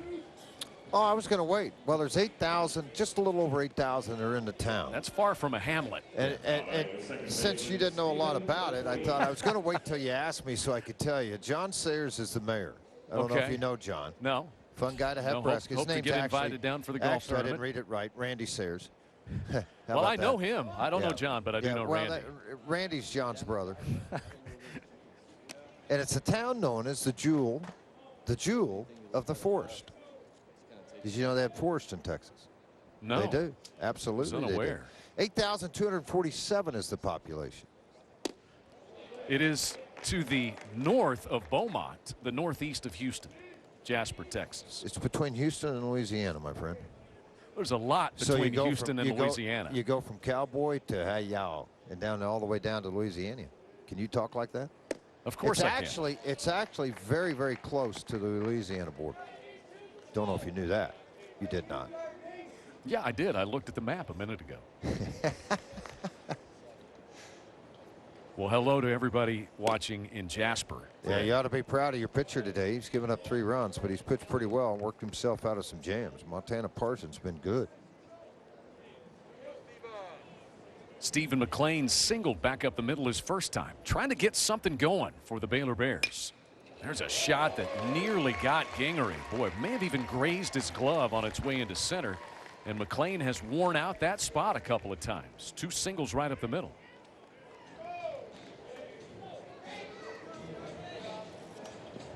Back to the top of the order. 3rd time through the lineup for Gingrey here. He'll start with Richard Cunningham.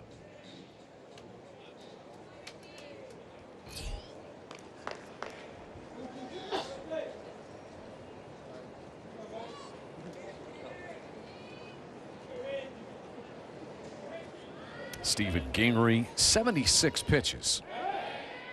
And we talked about how Ray Hayward and Tim Tadlock had kind of limited him late in the season. Only 3 innings against TCU, 4 2/3 against West Virginia, 5 against Kansas. And that was by design, just to make sure he was ready for the postseason. There were still good quality starts.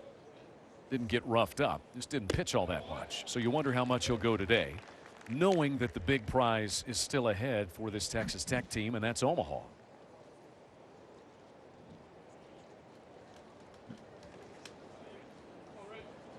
Cunningham has struck out and grounded out. Winner after that one. Pretty good straight change there, George. Yeah, 79 miles an hour. Very good location. I just like the way he repeats everything, and they all came out of the same arm slot, meaning the ball's being released out of the same area every time, but it's just a matter of letting the grip do the work.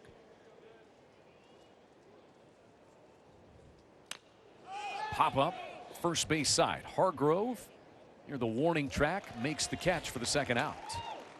You talk about Stephen Gingrey. He's kind of got that California cool or California swagger to him, a confidence.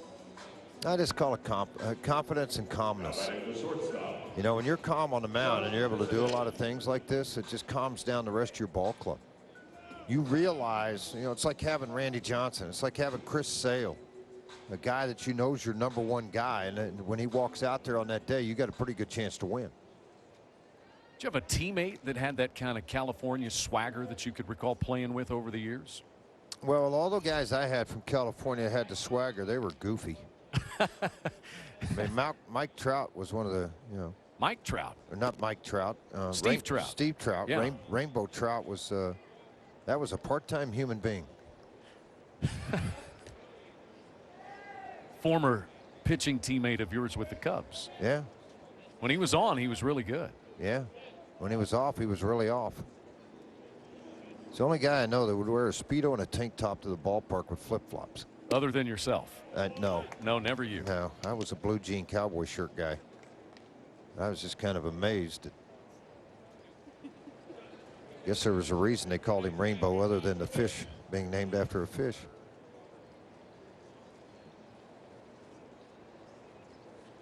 Josh Bissonnette takes this one a little bit upstairs from Gingrey. Stephen McLean with a 1-out single, his second hit of the game. 5 hits for Baylor. They have a hit in each of the first 5 innings, but have only gotten 1 man to third base. That was Cameron Estee in the 4th, and have yet to scratch out a run. 1 run that they have through 2 games here in this event. You know that Steve Rodriguez would like to see somebody just cross the plate. This bunt pushed toward third. Young will bare hand fire it across, but not in time to get Bissonnette. Josh Bissonnette, the bunt base hit. 2 outs, catch your defense back, take advantage of it, work to the middle of the order. One of the better hitters coming up, and Shea Langoliers, the freshman catcher, who had doubled earlier in the ball game and then grounded out to shortstop. So Langoliers with another opportunity. That's 6 hits for the Bears. But they still have no hits with runners in scoring position today. 0 for 5.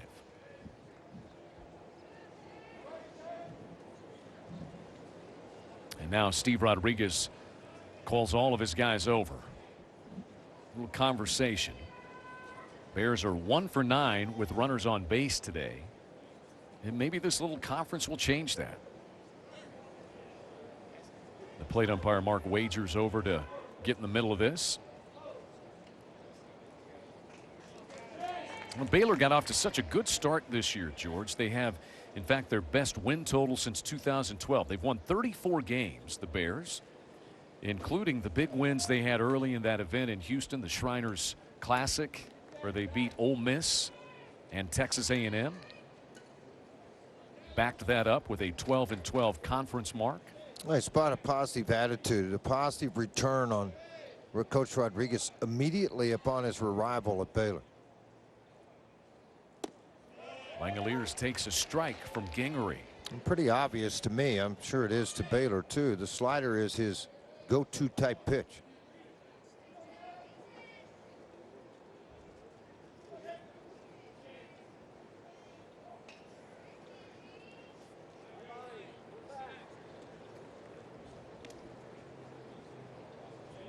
Gingrey's 0-1 and a little down and in. A little harder velocity, more a little shorter break on the cut fastball at 88 versus slider at 78. Langoliers, .323 average, 10 homers, 38 runs batted in. Trying to kickstart this Baylor offense. Strike 2. Turnaround asking, was it a swing or just a called strike? It's one thing about being the catcher. You can come back and continue the conversation later.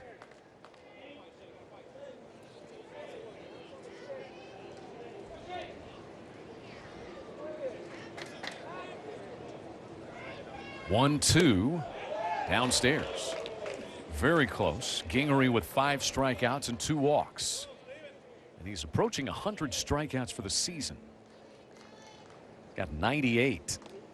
I think Oklahoma State had a couple of pitchers the last 2 years with the 100. One was Thomas Hatch. The year before it was Michael Freeman. That's a bunch in a college season. Figure you get 15 starts, so you got to punch out.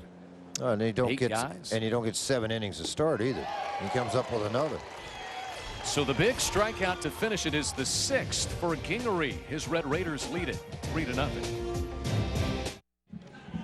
Back with you, headed to the bottom of the 5th inning, the Phillips 66 Big 12 Baseball Championship. Chad McKee and George Frazier with you in the booth. And kind enough to join us from the dugout is Steve Rodriguez, the head coach of the Bears. You have out-hit the Red Raiders here today. What's it going to take to just break through, just see one run cross that dish? It's called a hit with a guy in scoring position. Yeah, been tough to come by. You know, I'll tell you what, that's why the young man out there, Gingery, is pitcher of the year. I mean, 2 years we faced him here, and it's pretty impressive. He can maneuver that ball in and out, up and down, and nothing really goes straight. So I think our guys are doing a really good job putting the ball in play, forcing contact. We're doing a pretty good job just manufacturing a few things, but you know, everybody knows the 2-out hit is going to be a big thing in any baseball game. I feel like Montana Parsons, they got 3 on him, Coach, but he turned it around. He pitched really well. Oh, he's a competitor. He's going to come at you, and he's going to, you know, they did a 3-0 swing, and he got it, and, you know, you tip your hat to him, and you move on, and I think he's really reacted positively to that whole situation. But when, you know, when a guy does that, you can react in certain ways, or when you get hit by a line drive, you can react a certain way, but I think he's done a pretty good job. Pretty unflappable, Coach. We appreciate it. Thanks for being with us. That's a really good word. I like that. You never hear of anybody who's flappable. That's not. That's a Baylor word. That's a Baylor. That's a high I'm going to have to look it up before that. Thanks. Nobody is ever called flappable. You know, somebody's unflappable, but do you ever hear of anybody who's called flappable? No. Okay. This one tagged by Cody Farhat. Straightaway center. Cunningham chases back about 5 steps away from the warning track and reels that one in. Okay, Chad, we have another trivia question for you. It's too early for all these, George. In You got geography. Jasper, Texas. Who pitched in the big leagues from Jasper, Texas? Oh, man. I really had turned the clock back in my mind to come up with this. Pitched for the Indians for 1969, and then he went to the Mets in '72. Phil Hennigan. I'll help you out. Did not know that. Phil Hannigan. Okay. Hennigan. H-E. Hennigan. Hennigan. All right. Because John and Randy Sawyer are going to be mad at you. One's the mayor, Randy. John is his campaign manager. And brother? And brother. Okay. Yeah. He owns the diner on the corner in Jasper. What about Hennigan? Huh? What about Hennigan? He's got the auto parts store. Perfect. Grant Little, the leadoff man. 3rd time through the order here for Montana Parsons.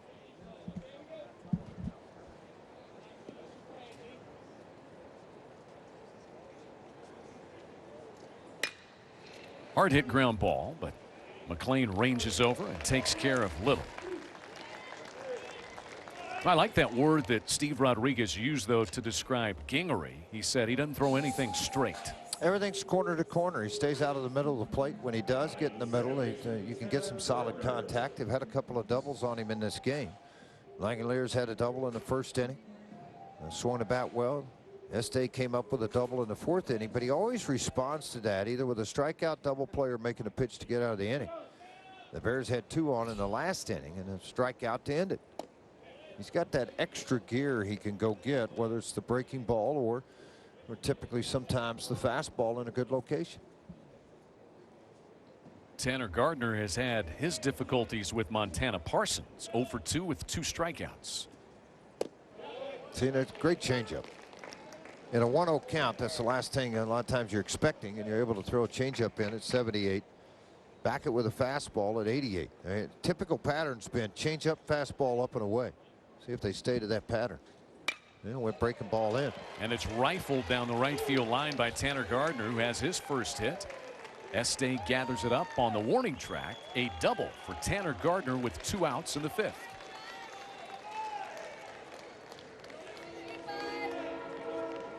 Six hits for the Red Raiders. And their 3rd double, 4th extra base hit.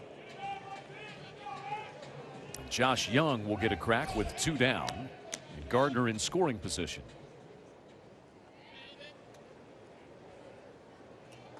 Well, of course, the loser of this one is done for the Phillips 66 Big 12 Baseball Championship. The winner moves on to a 3:15 game tomorrow against the loser of West Virginia and Oklahoma State. I guess if you get beat in this ball game, instead of going back home just sitting around in your town, you could stay and go to Frontier City for the day, ride some rides, cotton candy, popcorn, caramel apple. What do you think? I'm in for all of them. Just not the caramel apple popcorn funnel cake before the roller coaster. Who said I was going to ride the roller coaster? You're just in it for the food. I'm in it for the food and the livestock division.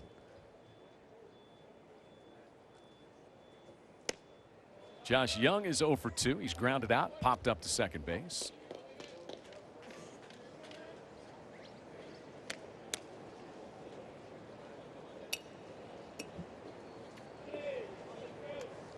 Up next, another elimination game, 12:30 for the second-seeded TCU Horned Frogs and the third-seeded Oklahoma Sooners. In the air to center field, well hit by Young. Cunningham races back to the warning track and pulls this one in. So Young gave it a ride, but he is out number 3. 3-0. Texas Tech is on top as we head to the 6th. Top-seeded Red Raiders trying to avoid elimination here at the Phillips 66 Big 12 Baseball Championship. They have an RBI double from Ryan Long, a 2-run home run from Orlando Garcia, and 5 scoreless innings from their ace, Stephen Gingery. 2 walks and 6 strikeouts for Gingery. Starts this double play 1-6-3 style. And he has been in control today, as you would expect for Texas Tech. Gingery will face the middle third of the Baylor lineup. And Baylor with just 1 run through their first 2 games in this event. Got to get something done against Gingery, but that's a tall task. 6 hits, no runs. It's getting close to, I'm sure, with the postseason around the corner as he enters the 6th innings with 87 pitches so far. Now that first pitch strike situation has changed dramatically lately. It's all of a sudden, remember, 3 for 12 in those first innings. Now all of a sudden 8 for 21. So he's starting to pick up and to get the ball over the plate more, and 5 of 9 in that last. Now make that 5 of 10. The pitch count steady around 20, 15, 14, 20, and 19. So trying to get through this inning with maybe 13 pitches and shut him off at 100. There's a pretty good hammer. And there's some throwing going on out of the Texas Tech bullpen, as George says. Gingery is getting up there around 90 pitches. Cameron Estate doubled his last time, struck out before that.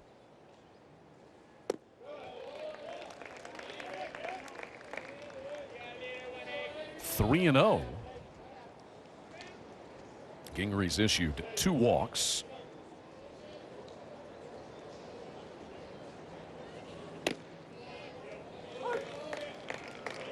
Took velocity off. That favorite pitch of a lot of very successful guys at the big league level, a BP fastball. Just mentioned Coach Rodriguez, what he said about the 3-0 count on a home run. You tip your cap and go on. The guy threw a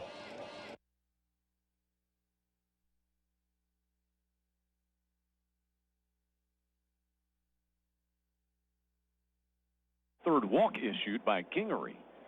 Matt Menard, the DH, will be the batter.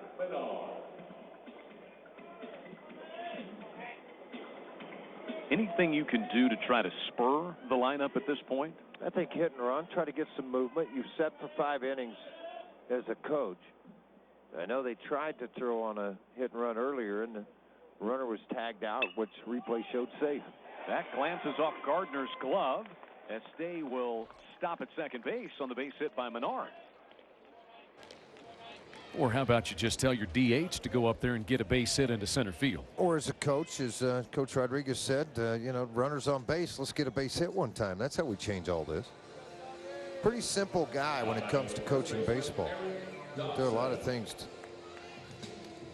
out of the realm. He doesn't spend a lot of time with analytics. He likes baseball players. Well, Baylor 2 of 11 with runners on base today. Aaron Dotson singled in the 2nd, struck out in the 4th. And he had a big series against Texas Tech out in Lubbock this year in early April. 3 home runs and 7 runs batted in. You add that to the base hit he had earlier. Lefty-lefty matchup here with Gingery.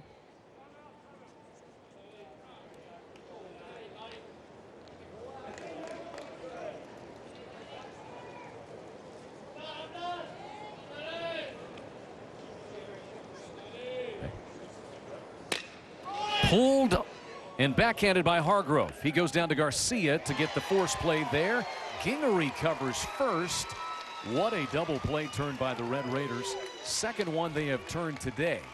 3 to 6 to 1. 2 down. Garcia 4 errors, Hargrove 4 errors, and then you have your double play combination of Tanner Gardner with no errors. This ball's ripped. Backhand, the throw over. It's a difficult double play to try to turn. You get your pitcher involved in it. He's really got to get there, get his feet set, get out of the base path, realizing you have a runner coming, and did a nice job of squaring up and then getting on the bag. Big play when you needed it. So with 2 gone and Estee at third, here is Davis Wenzel. 0 for 2. Yeah, grounded out and beg your pardon, 0 for 1 with a walk. Yeah, he had 1 walk involved there. 95 pitches thrown so far. Bears have had Estee at third now twice in this game, trying to keep from leaving him out there.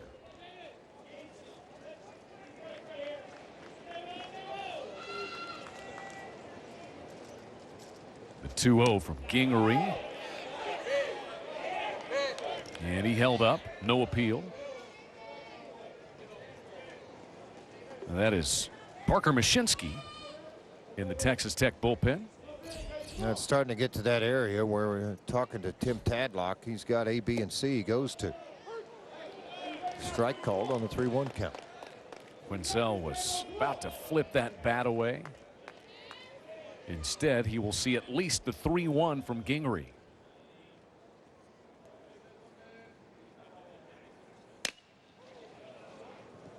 And now 3-2. The foul ball bounds out toward Grant Little.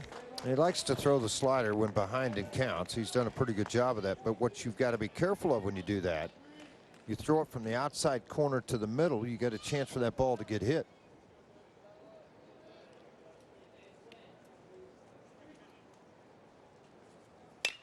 Back up the middle, but playing that way was Gardner. He'll slide to grab it and throw it across. Wow. And Texas Tech, some sparkling defense to avoid giving up a run. They take a 3-0 lead to the plate in the bottom of the 6th. 3-0, Red Raiders on top, trying to avoid elimination. Chad McKee, George Frazier with you. Bottom of the 6th inning. We spoke a little earlier about the RPI and the movement amongst Big 12 teams after the activity of yesterday. Texas Tech stayed at number 4 despite their loss. TCU losing to Kansas. They're down 2 spots. Baylor down 2 after their loss, but West Virginia moves up 3. They beat Baylor yesterday. And you see just a little bit of movement, but the big move, Oklahoma State, they go up from 57 to 50 in the RPI after their victory over Texas Tech yesterday. I was a little surprised Kansas didn't make a bigger jump beating TCU. Yeah. Went up 4 spots. That's pretty big. It's TCU, one of the top 10 rated RPI teams in baseball today. Big 12 feeling good about the 6 teams that are in now the top 26 of the RPI as far as the NCAA tournament is concerned, as Hargrove lashes this one foul to start the 6th. And you talk about regional hosts. Certainly Texas Tech, TCU will be regional hosts, and Red Raiders and perhaps even the Horned Frogs would be national top 8 seeds. And then you wonder, does a Baylor, a West Virginia, an Oklahoma, or a Texas also get a regional host site? You'd sure like to see it, and the conference is well deserving of it. Looking in the area, Wichita State will not get one. Missouri State may get one. They've played very well throughout the year. Oral Roberts probably will not get one. They're going to have 40 wins when the season ends, but not in the top 25. So you start looking in this area, other than TCU, Texas Tech, Oklahoma would be a favorite. Hargrove gives this one a ride to the warning track where it's pulled in by Cunningham. Hunter Hargrove 1 for 3 with a double and a run scored as he trots back, the Big 12 co-player of the year. We can really tell the ball is carrying a lot better today than yesterday, and I don't think we're going to have many games like this. 3-0. You've got the Big 12 pitcher of the year and the co-newcomer of the year on the mound making a lot of difference in this one. Making big pitches when they have to. Double play baseballs. 2 out, guys on third. Ground ball stays on the infield. I thought particularly when I sat here and watched Montana Parson in the second inning, I was very impressed. He goes double, home run, single, and then next thing you know, strikeout, double play. I'm in the dugout. Took a line drive off of his back and hasn't left the game. Ryan Long's given him some problems, though. Long doubled home Hargrove in the second and then scored on the home run by Garcia. And Long also had a base hit in the fourth.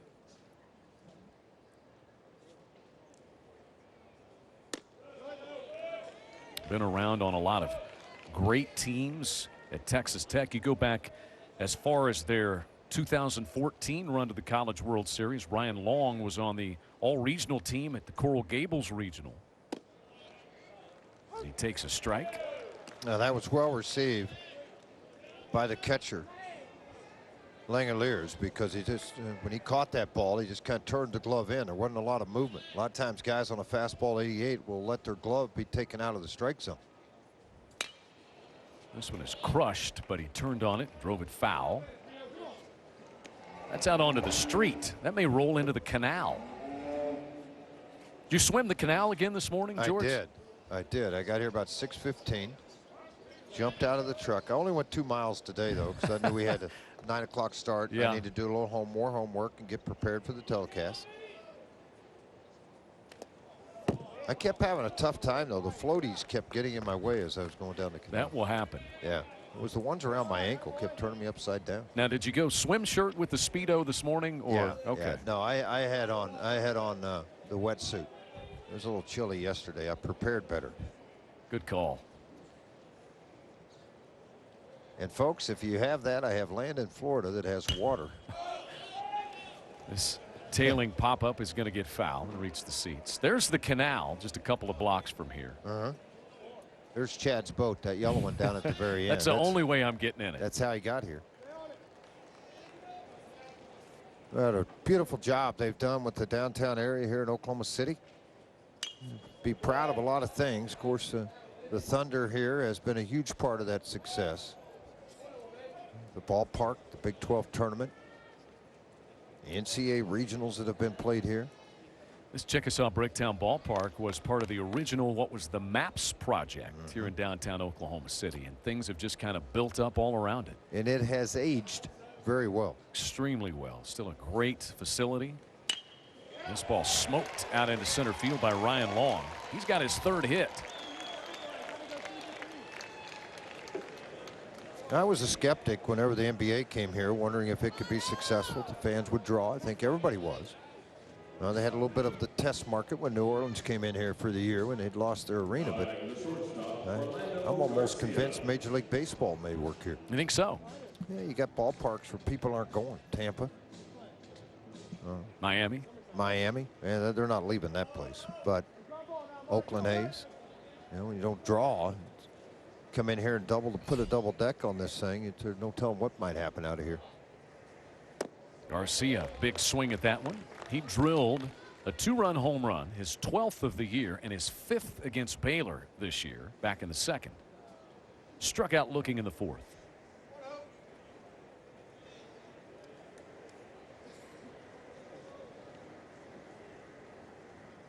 TCU and Oklahoma coming up next. Another elimination game. That's in Division II. Bill Dolman and Mickey Tettleton will call that one for you, as this one squirts away from Langoliers. But what happened there was Ryan Long had started back to the bag. He thought that Langoliers had come up with it, and he had. Then he kind of lost it on the exchange. So TCU and Oklahoma, you called their series earlier this year down in Norman just a couple of weeks ago. That's the series in which Luken Baker got hurt on a play at first base. Was run into by the Oklahoma shortstop, Brandon Zaragoza. The Sooners starting to show up down the right field line, getting prepared to hit in the cages. They have 2 batting cages down the right field line, right where the television truck parks. Mike Anderson, hitting coach. Rene Martinez out there, all Big 12 catcher for Oklahoma. Yeah, the coaches and the players, they've done a nice job for Oklahoma this year. A chance to get into a regional, not only that, to host a regional. Quite a turnaround from a year ago. I heard Jim Schlossnagle talking yesterday to Bill and Mickey on the TCU broadcast that they're going to reevaluate Luke and Baker. I think maybe even today, see how that left elbow is doing at this stage, and hopeful to get him back at some point during the postseason. I'm sure the two medical teams, here's the throw into second base. That's not going to be an arguable call there. That ball beat him very well. That's the fourth guy we've seen Langoliers throw out in 2 games in this tournament. What a weapon he is back there. He shuts down running games. Yesterday's game, he threw out 3 in a row. A record, as you said. It was a record, only tied by Mickey Tettleton in 1961. Here's the throw down at second base on the inner half of the bag. Perfectly thrown and received right where you want it. Couldn't have asked for a better throw. This one through the right side, and it will evade the running Stephen McLean. So that is big. The caught stealing probably prevents a Texas Tech run. As slowly as that ball was hit, and as well as Ryan Long runs, he might have scored.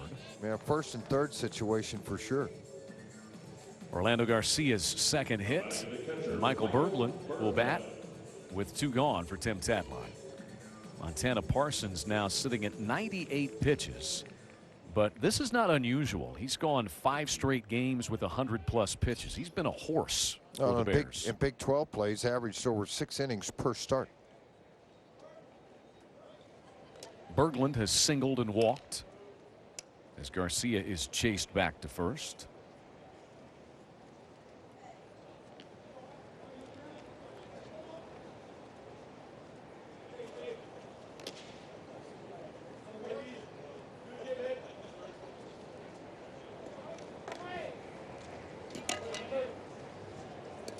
Berglund batting .313 for his freshman season. Couple of homers and 26 runs batted in, and a pitch out called. Garcia not moving. You see the bullpen. Troy Montemayor throwing for the Bears. Junior from San Antonio. Well, he's been great. Hasn't given up a run his last 12 appearances out of the Baylor bullpen. And we'll see if and when we see him.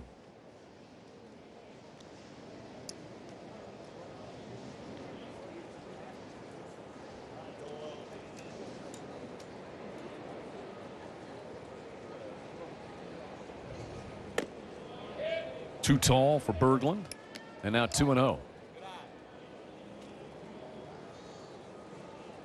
All the scoring was done by the Red Raiders back in the bottom of the second inning. Ryan Long with an RBI double, and Orlando Garcia with a 2-run home run, his 12th. Well hit to right field as Este comes in, and the inning is over. A man left.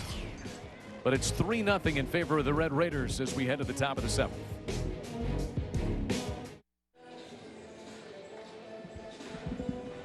(3-0) Red Raiders on top, and Stephen Gingery's day is done for Texas Tech, in position to pick up the win, and he was what you expect from the Big 12 pitcher of the year. 6 innings, 7 hits, no runs, 3 walks, and 6 strikeouts for Gingery. Well, he was, and making big pitches when he needed to. Jose Quesada will come on to pitch for the Red Raiders. 34 2/3, 44 strikeouts. He had pitched in 14 innings with 16 strikeouts in Big 12 play.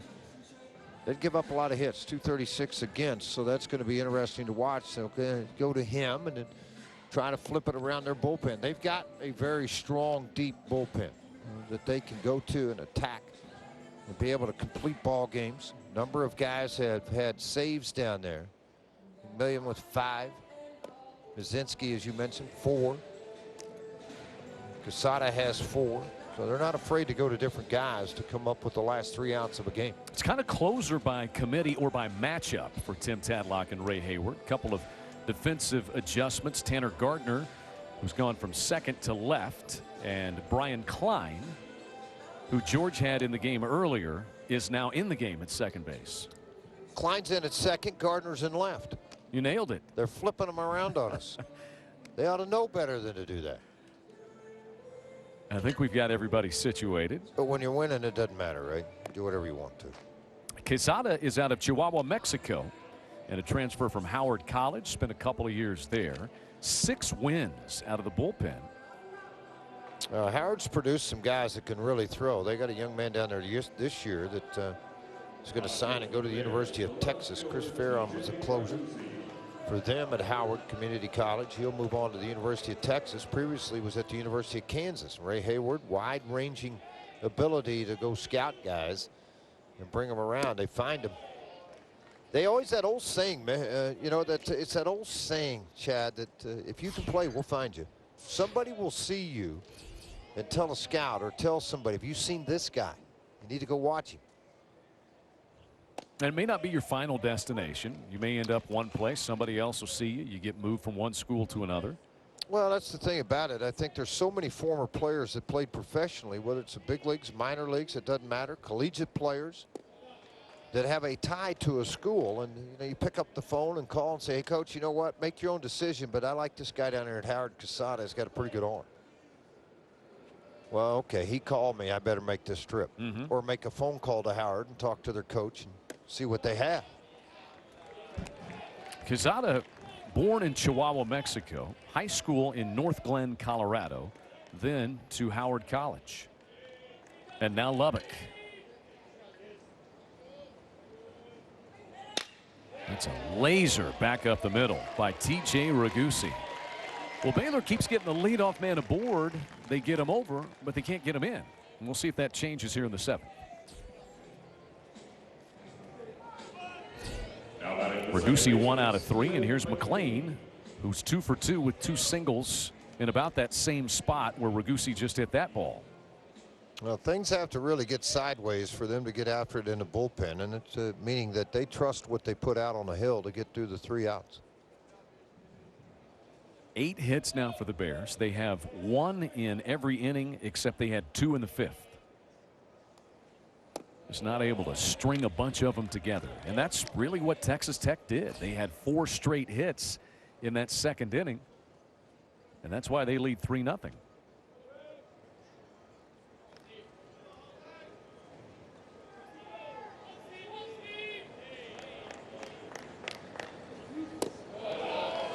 And back-to-back breaking balls, first out of the zone by a margin, and this one same result to a 2-0 count. And now here you've got a senior coming over to get things straight with Quezada. Hunter Hargrove jogs back over to first. Well, Big 12 player of the year too. I mean, it means a lot when you walk over and you say, hey, listen, let's get this thing in the strike zone. Let's try to get us a double play. Look what the defense has done for you so far today if you're watching out of the bullpen when Gingrey was out here. Quezada deals, and this is popped up. Well, fair territory, first base side. Whoop. I think that it's funny because Klein, I think, Hargrove kind of pointed like, I got it, and he stopped on it. And he's like, no, I'm not kidding, you got it. And so Klein was able to recover and make the play. Okay, so who's got jurisdiction on a pop-up like that? That's the middle infielder, you right? know, yeah, and you know what, Chad, to be honest with you, a lot of first basemen don't want them. They just have a tough time judging that baseball. And the second baseman are so used to going back down the foul lines out into short center field. They have a better read on it. There's a balk as Quezada just dropped the ball. Yeah, trying to come set, hit the glove and dropped it. Is that nerves? It could be. First time on a big stage like this.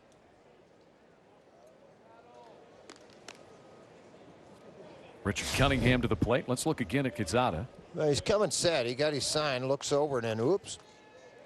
What happened?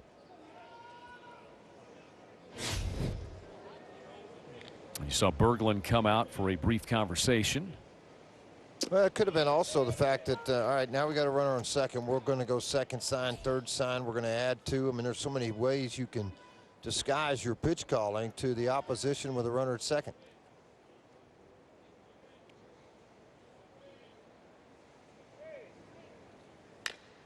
Pulled foul, and 0-2 on Cunningham.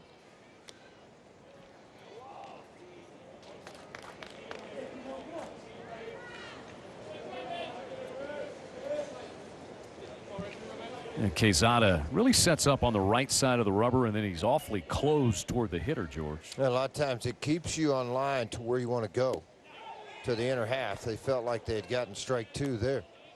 So in other words, guys that get to the far third base side, I think it's a little more deception to the hitter. But a lot of times to go to the outside corner or throw the breaking ball, they'll yank or they'll pull their front side out, which causes you to get around the baseball. So by setting up on the first base side, he stays closed longer. Hit hard by Cunningham over the head of the right fielder Ryan Long and off the wall. Baylor is on the board. Ragusi is chased home on an RBI double by Richard Cunningham, and now it's a 3-1 Texas Tech lead.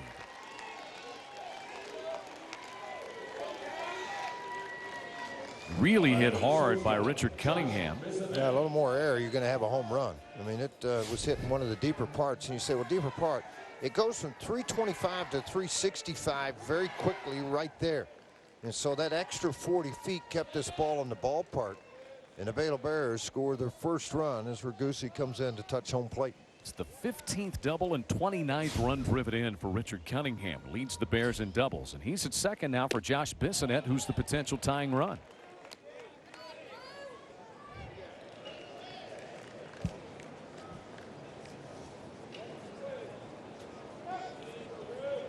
Bissonette is 1 out of 2. He's struck out, walked, and singled.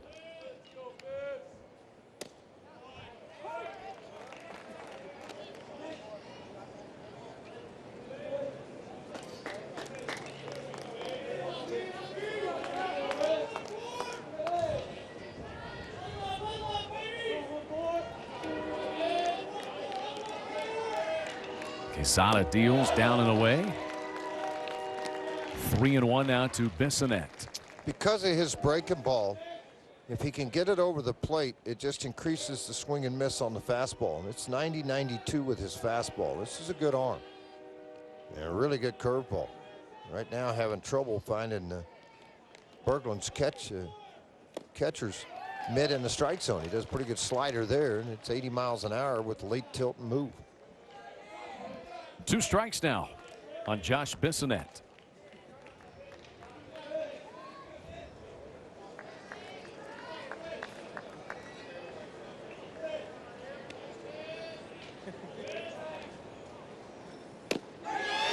Quezada just missed outside. Ball 3. That was close pitch. Well, 91-mile-an-hour fastball right on the outside corner. After throwing a slider in the same location, he painted the corner and held for a while by Berglund on the corner, trying to tell the umpire you missed it.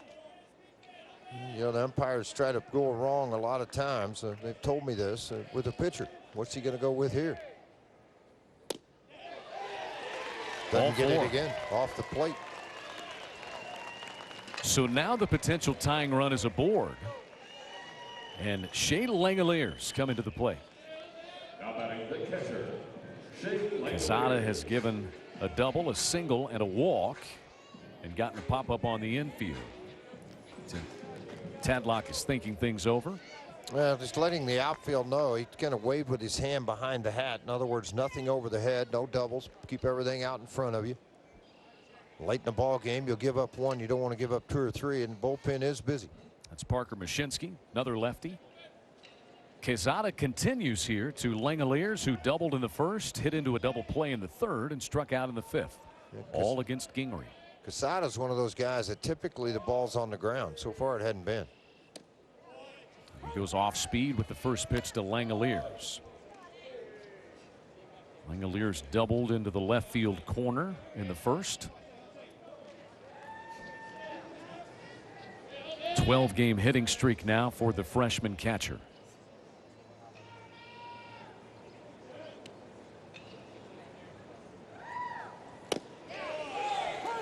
Strike 2 from Quezada.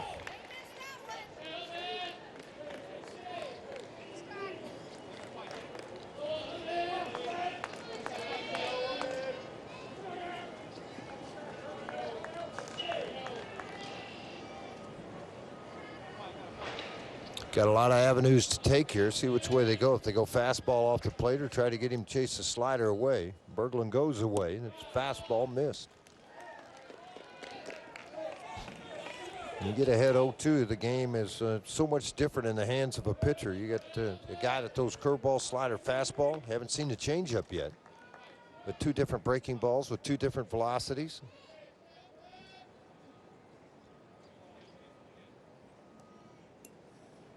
Langelier steps out. 1-2 pitch headed his way.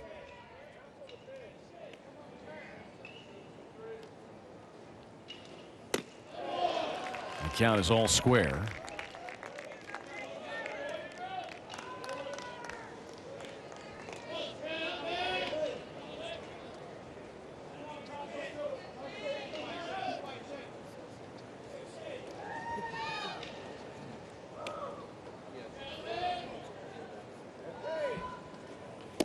Got him swinging on the inner half. Boy, how many times we've seen this today? The Texas Tech pitching staff having the ability to get a strikeout when needed. Yeah, big hammer. Inside part of the plate, tied the hands up. Gingery struck out 6. That is the first for Quezada. And now Cameron Este gets a chance. He doubled back in the 4th. He's also walked and struck out. An RBI double by Richard Cunningham in the inning. Tying run aboard for the Bears in the 7th.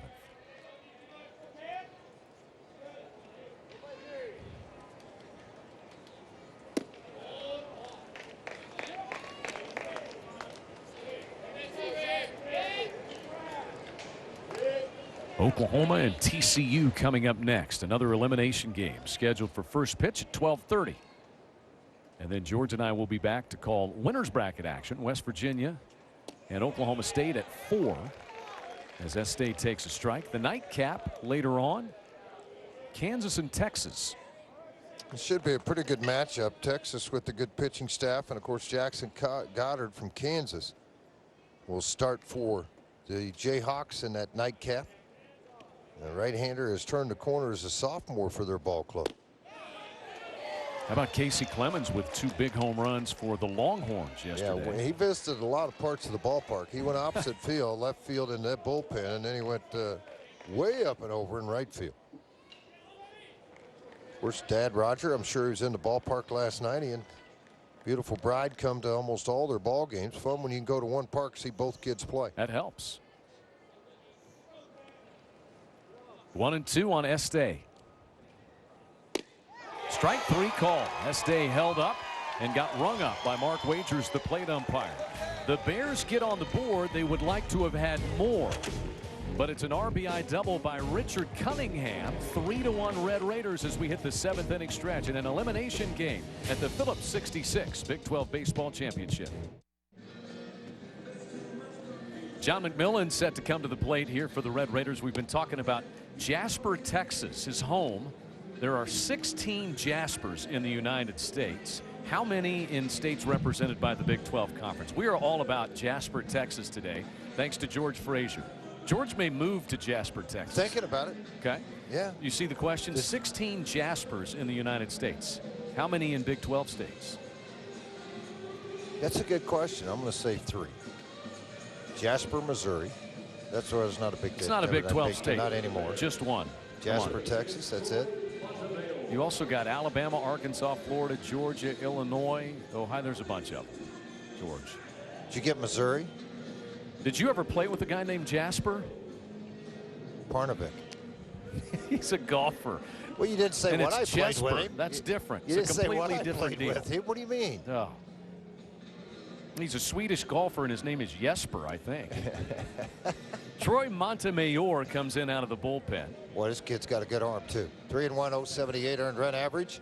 23 innings pitched on the year. He struck out at 27, and they've only hit 169. You get the run on the board. Now you try to shut things down. Try to work your way through the last 3 innings and hope that you can keep this Texas Tech lineup in check and get something going against their bullpen. 14 saves a year ago, a dozen more for Troy Montemayor, the junior out of San Antonio. First team all Big 12. And here is John McMillan, and he takes one downstairs. McMillan struck out in the 2nd, flied to the center fielder Cunningham in the 4th. If you're Baylor, you're still down, but you at least have to feel a little better that you've gotten something on the board, don't you? You have to feel better that you finally put together a couple of base hits to put one on the board. It's been a struggle for him.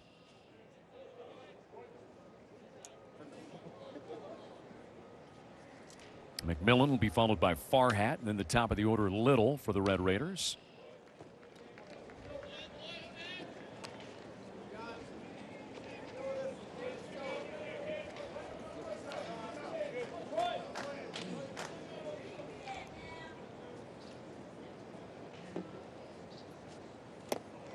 Went after that one in the dirt, scooped up by Langoliers, and he'll make the out official at first.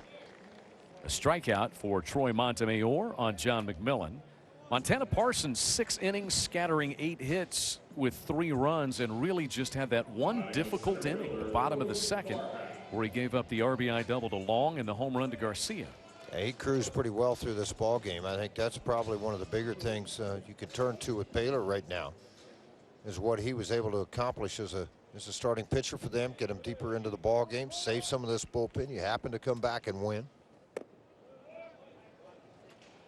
Farhat is hit into a double play and then flied out to the warning track in center in the 5th.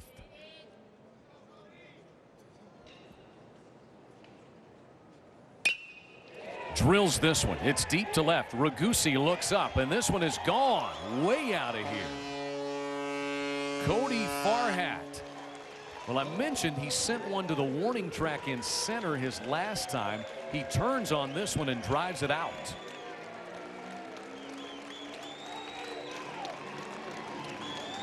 First home run of the year that Troy Montemayor has given up in a ball game this year. It tells you something. Just the third home run hit by Farhat this year. But it's a big one. They came back to run in a hurry. Fastball left up, out over the plate. And it is see you later time. Second home run hit by the Red Raiders today. Garcia hit the first. They've hit 7 homers against Baylor this year in 4 games. Back to the top of the order.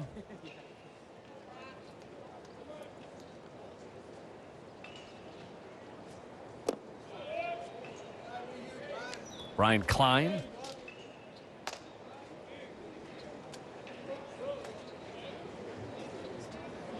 Klein was 0 for 3 in the game yesterday. He's come on to play second base, as he did in yesterday's game. .290 hitter is Klein. Replaces Grant Little at the top of the lineup.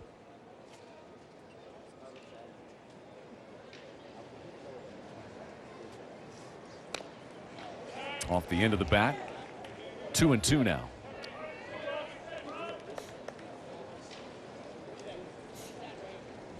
.53 home runs as a team for Texas Tech this year. The top hitting club in the Big 12 conference.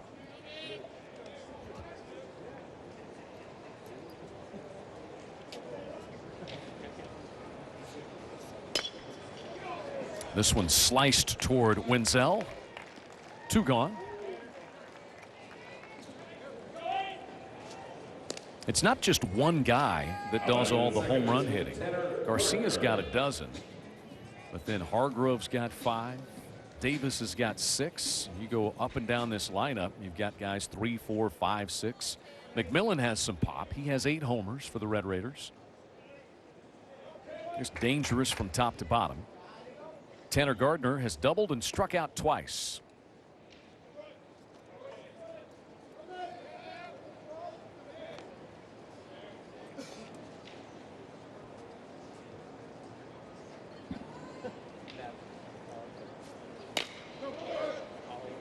One and one now.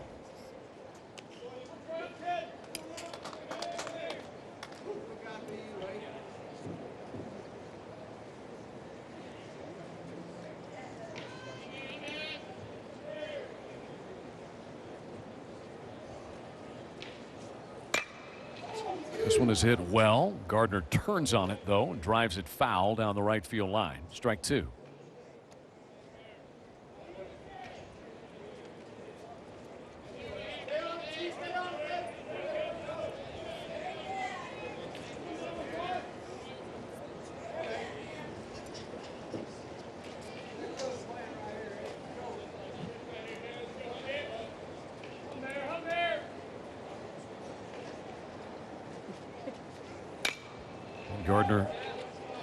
Pretty good at bat he's putting together here.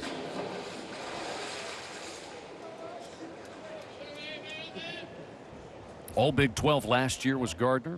Battled an ankle injury this year and has hit .303 with 2 homers.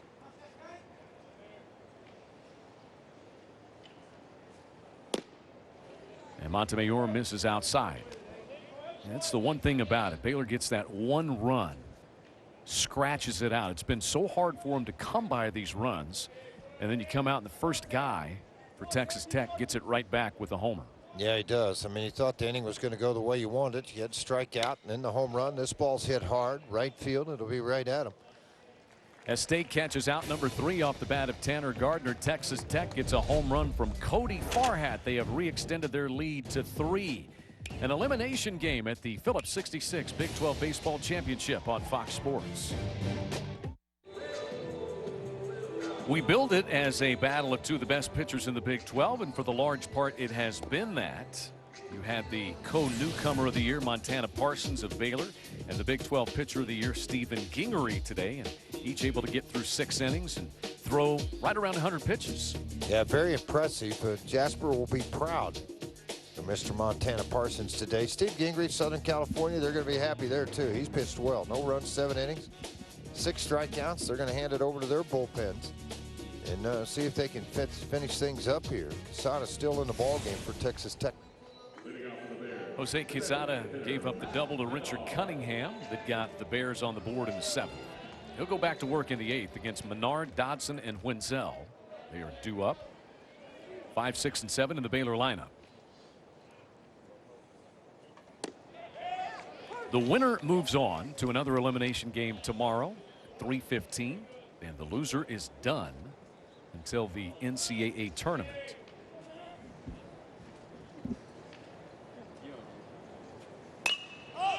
And that has a tendency to make you nervous. You never know. You come in here to lose 2 straight, and even though you're in the top 25 in the RPI, there's no way you shouldn't be in. Now, West Virginia was that team last year. Yeah.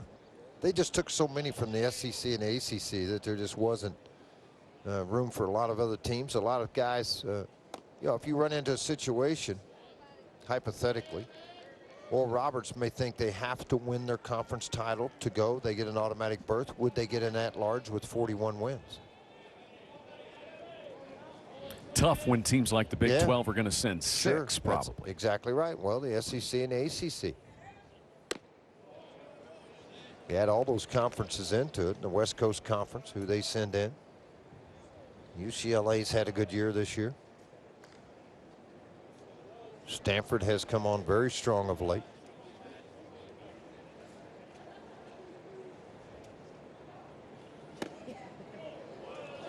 Menard takes in and a full count.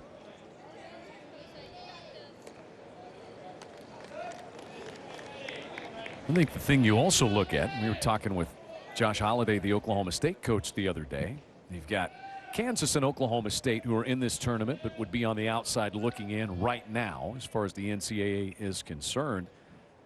You know, less a judgment of those 2 teams not being in and more a judgment of how strong this league is that those 2 teams are not, because you get into conference play now, you can get beat up a little bit, lose 5 or 6 one-run games. Absolutely you can. That's why midweek games are so important when you play at the lower mid-majors, that you win those ball games. If you have a poor midweek record, chances are your RPI will be down because of that. But if you win those games, everything kind of takes care of itself.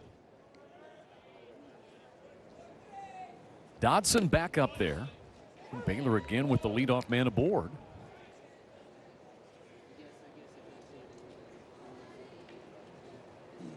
Dodson's base hit came back in the 2nd. He's also struck out and hit into a double play.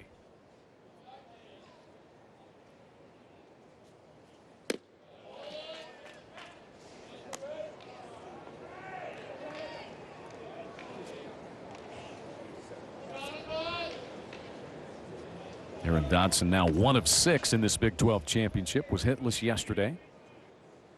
Batting .335 with 10 homers.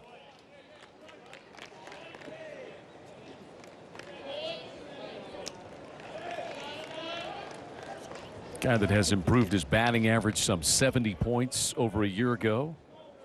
Career high 10 homers, 38 runs driven in.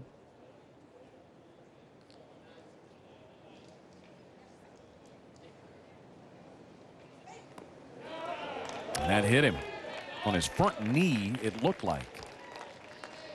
So now things get interesting. The potential tying run comes to the plate again.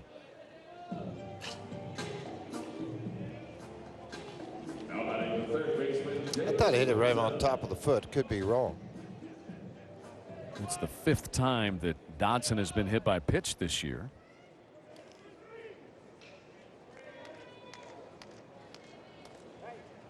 Yeah, Quesada's hit 4 himself. And here's Wenzel, 0 for 2 with a walk. But first, Michael Berglund's going to go out for a visit. Remaining games today, we told you the other elimination game, TCU Oklahoma at 12:30, and then winner's bracket game at 4, West Virginia Oklahoma State. And the nightcap is Kansas and Texas. As you see, Parker Mashinsky is out loosening in the Texas Tech bullpen. Been out there for quite a while. He should be ready to go. Ray Hayward out to the mound now to talk to Quesada and Berglund.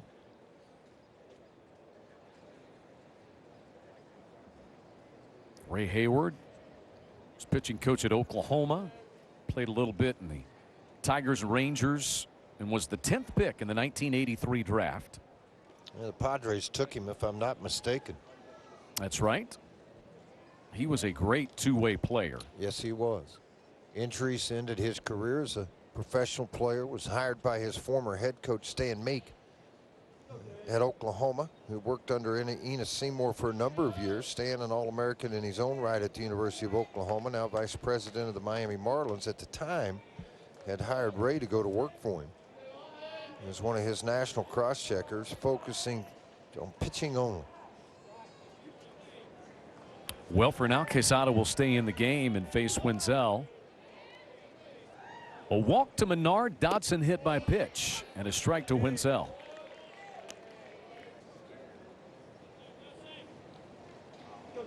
Wenzel, freshman out of San Clemente, California, was on the all-freshman team this year.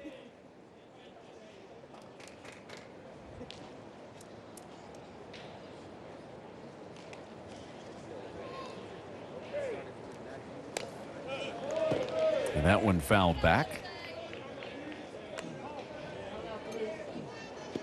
9 hits for each team.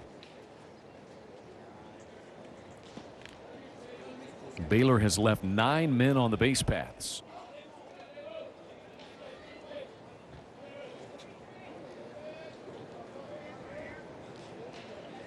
It's been tough with runners in scoring position for 2 days for the Bears. Really good block by Berglund. Hard breaking ball. You know it's going to have a reverse spin. Not only did he come forward, he got that chest forward so he couldn't get away from him.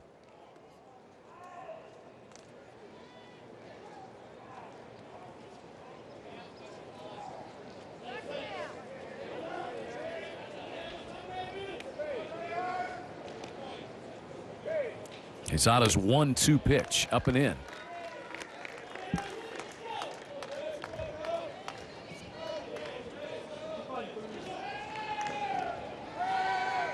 Quesada came in and he's been knocked around a little bit.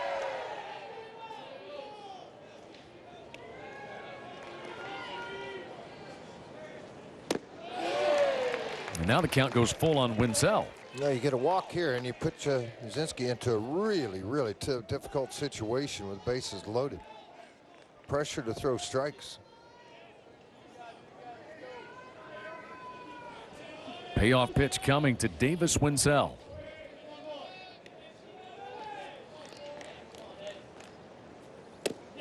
Strike 3 call.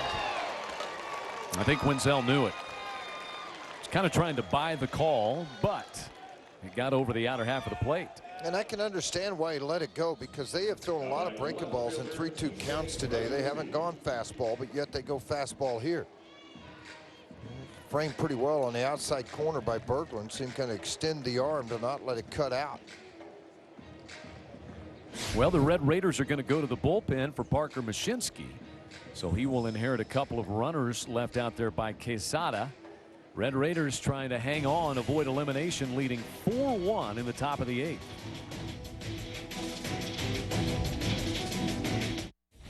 Four to 1 Red Raiders. Here's how the scoring happened in this one. This is Orlando Garcia's 12th home run of the year, just left of center field.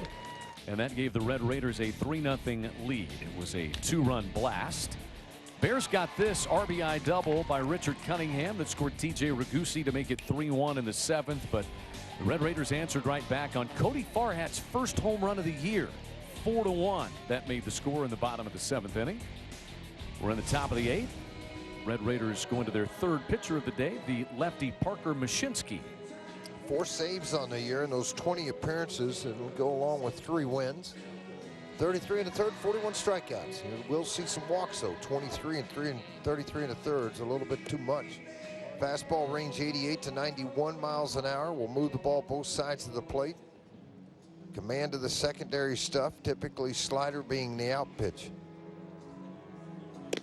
Well, it was Gingery who started and pitched well, as he was able to get through 6, scattering 7 hits with no runs. Quesada an inning and a 3rd, 2 hits, and the 1 earned run. And now Mashinsky. Second team All Big 12. Tied for 2nd in the Big 12 in appearances. This will be his 29th. Out of 20 appearances this year, 11 times Mashinsky's come in with runners on 1st and 2nd and worked out of it. So you're saying there's a good chance he could do it here.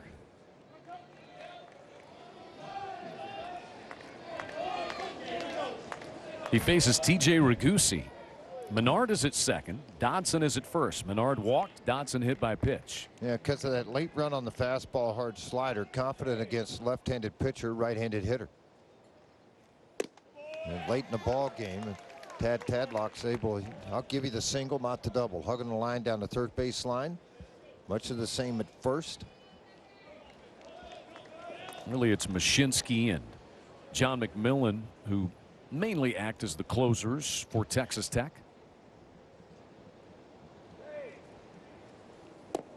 It's not like the major league level where you have one guy that shuts down an inning and you don't pitch him till the 9th. Very few clubs are like that.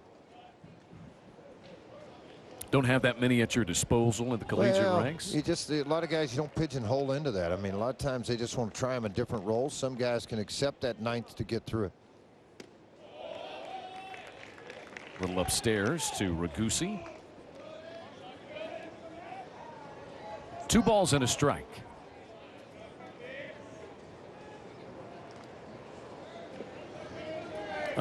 Baylor has gone to a pinch hitter here. I beg your pardon for Ragusi. It is Tucker Johnson.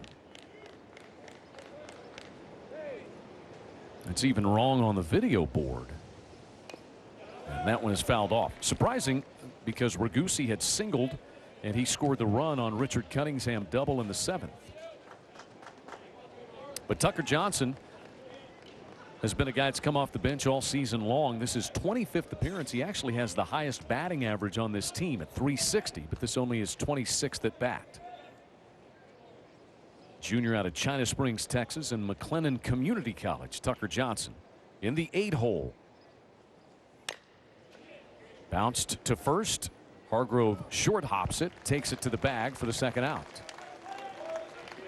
Well, that moves Menard to 3rd and Dodson to 2nd, but now 2 outs, and Stephen McLean will be the batter. Now batting the 2nd baseman, Stephen McLean. Nice, easy, tough hop. Nice, easy, tough hop. That made a lot of sense. Short hop right out in front of the bag, able to backhand it, but of course Hargrove very good at fielding the baseball. This year he's made 4 errors total. Well, McLean has 2 hits today. Singled in the 3rd and again in the 5th. He popped up to the 2nd baseman his last time up in the 7th. And that's a foul ball.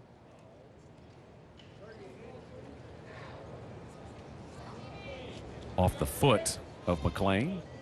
Plate umpire Mark Wagers right on top of it.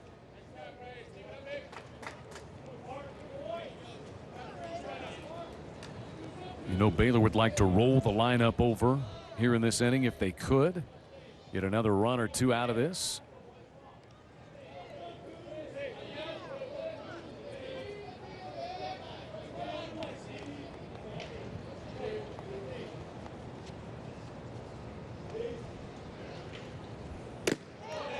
Strike on the outside edge, 0-2. That ball got there in a hurry. I know it said 88 on the board, but it's a late life on the fastball that got by the hitter. In the last 10 feet. 9 runners left stranded by Baylor today. Trying to avoid a couple more here is McLean.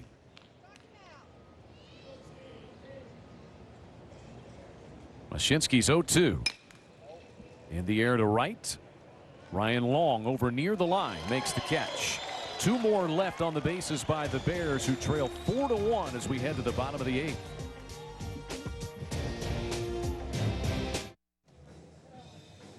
Another elimination game is coming up next. The 2nd-seeded TCU Horned Frogs and the 3rd-seeded Oklahoma Sooners will play their elimination game. That is scheduled for first pitch at 12:30. And your pitching matchup, the ace, Jake Irvin for Oklahoma, who is 6-1. But Jared Janczak has been fantastic for Jim Schlossnagle. A perfect 7-0, and opponents batting just 154 against Janczak. That is a matchup. Oklahoma going to have to get after this young man, and it's not going to be an easy task to do. And you see those 63 innings, 67 strikeouts. Scarlos does a nice job with the pitching staff for TCU, as well as Skip Johnson with the Oklahoma Sooners.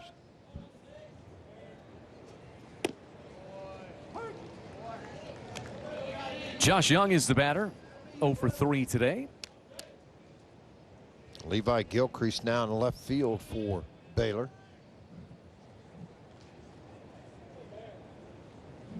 Young, the Big 12 freshman of the year, pulls this one to third. Gobbled up by Wenzel, and 1 away.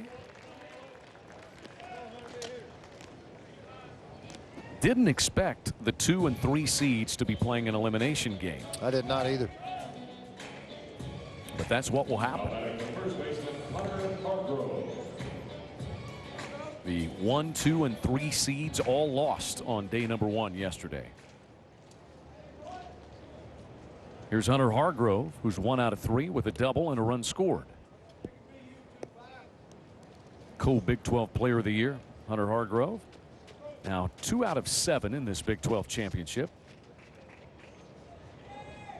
Tim Tadlock was talking the other day about a tweet that Hunter Hargrove sent out. It said, "Always play like you're a little kid." And his head coach said that kind of embodies who Hunter Hargrove is.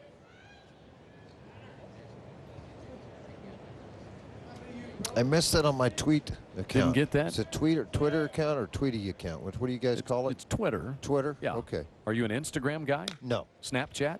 No. Hargrove pulls this one to third. Wenzel has taken care of the first 2 outs. I would like for you to maybe Snapchat your swimming of the Oklahoma City Bricktown Canal. I'll call you tomorrow. I'll be in about 12 for a noon swim. We should have more viewers. It'd be perfect. Yeah. Go down there to the canal and wait for me to come by. I'll be in my boat alongside of you. Right. Go, go, go. No, actually be pulling me with the back rope off of it. That'd as be a I better go down idea. through there. Yeah. Ryan Long with 2 gone and the base is clear. Long's had a good one. 3 hits today, a double and 2 singles.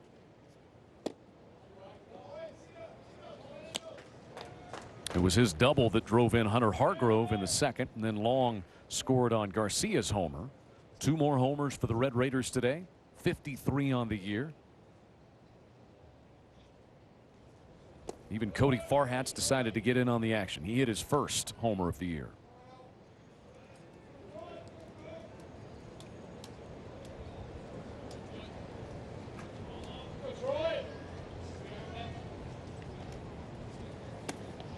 Down and in to Long.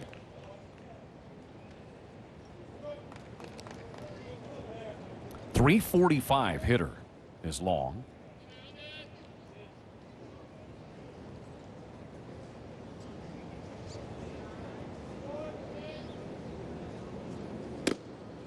And there's ball 4. 2-out walk issued to Ryan Long, who's been on base 4 times. So you got TCU, Oklahoma coming up next. You and I will be back for the 4 o'clock game. Oklahoma State, which upset Texas Tech yesterday, and West Virginia, which pounded out 11 runs in run-ruling Baylor. What do you see in that one? That's going to be interesting. I really do. I think it all comes down to pitching, obviously. of what Oklahoma State, if they can equal that out again. Blake Battenfield yesterday for Oklahoma State, 6 innings, scoreless ball.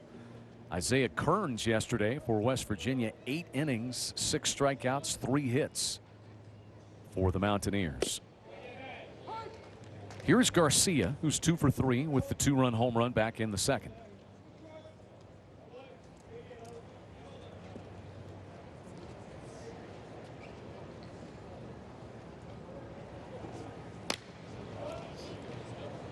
And now 0-2. Well, Baylor will have the top of its lineup: Cunningham, Bissonette, and Langoliers in the top of the ninth.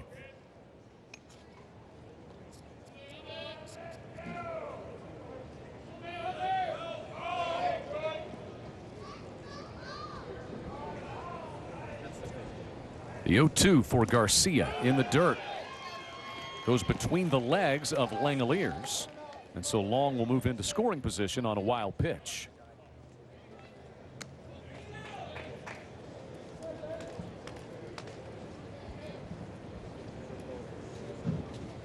Second wild pitch this year for Montemayor.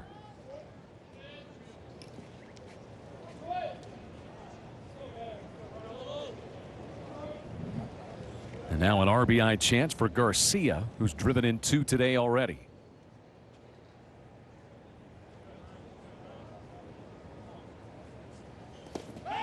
This one smothered by Langoliers. Yeah, that wasn't going to get by if the previous ball did. Both these young catchers, very quick feet.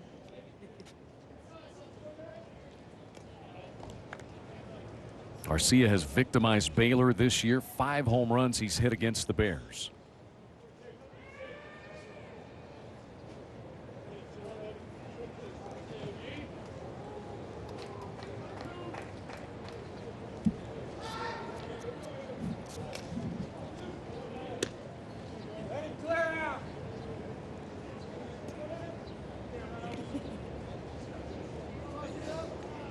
Garcia taking his time before he climbs back in.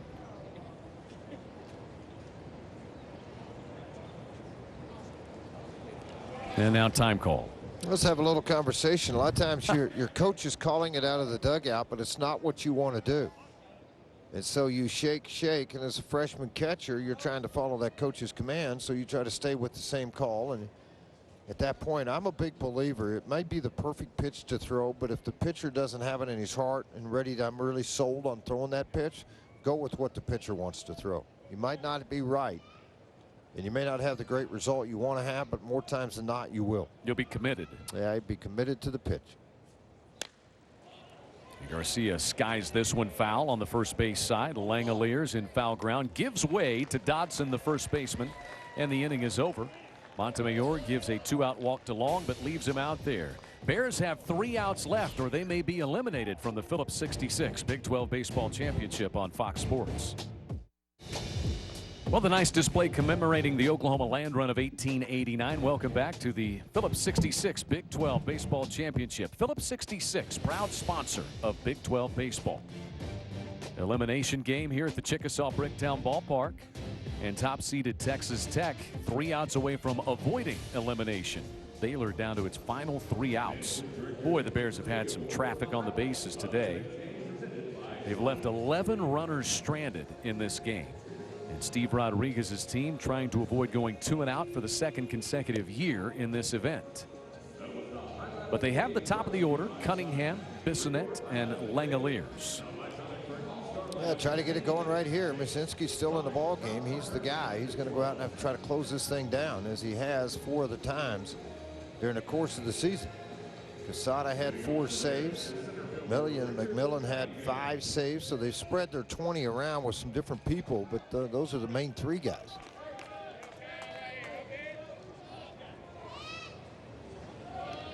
Richard Cunningham had the RBI double back in the 7th that produced the lone Baylor run to this point. He scored TJ Ragusi. And a strike from Parker Mashinsky. Mashinsky, the junior lefty out of Argyle, Texas.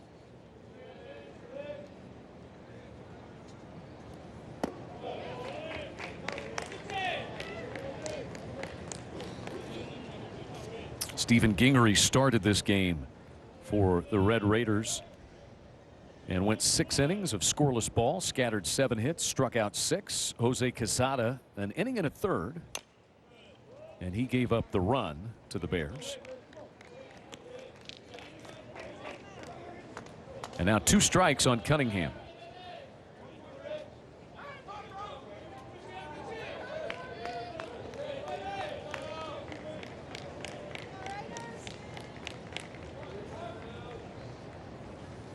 Strike 3. Yeah, good fastball. Even had a little cut action at the very end from up here at 90 miles an hour. Great location.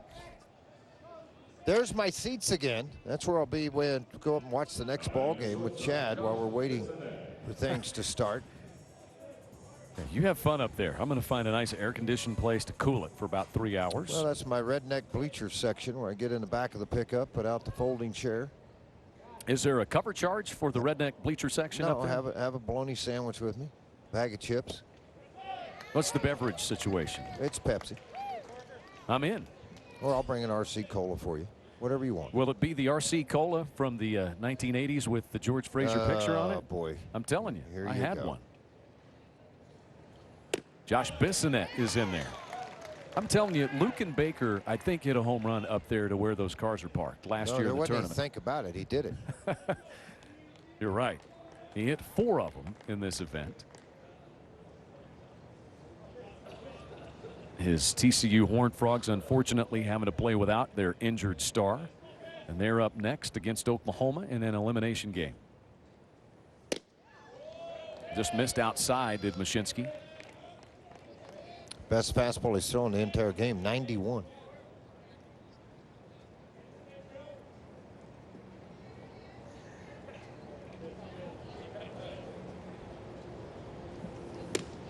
And he threw that one past him. 2 gone. Mashinsky strikes out Bissonette. Came in with problems in the 8th, shut that inning down, and it's shutting down the 9th inning. 2 quick outs. That's 11 strikeouts for Texas Tech pitching. There's George's seat. Going to go up there. Guys, save George's spot. Absolutely. I'll be up in just a few minutes. It's a pretty good location. Not bad. I don't know who you sent up there. They send a drone up there to take that? A robot or a drone. They're going to run us all out of work one of these days, Yeah. right? Bears down to their final out. Shea Langoliers doubled in the first. And Mashinsky pours through a strike. It's 1-1. Well, he attacks the zone so well. Shea Langoliers' 12-game hitting streak after his double earlier. Second team All Big 12. He was on the All Freshman team. Not going down without a fight as he drives one about the same place he hit his double earlier. Going to try for 2. The throw by Gardner is not in time.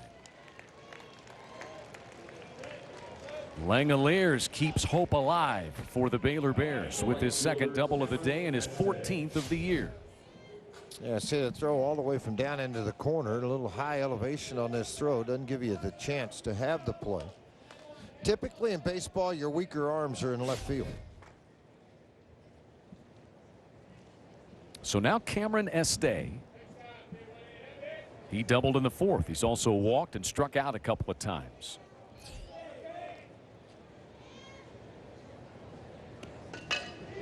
Tying run in the on-deck circle. That's the first. Well, Mashinsky has allowed just 1 run in his last 11 appearances.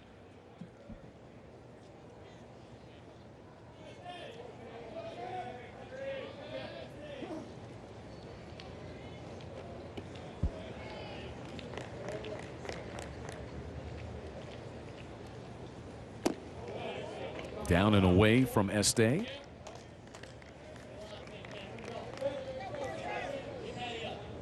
Mashinsky's got some pretty good sweat and dirt build up on that cap.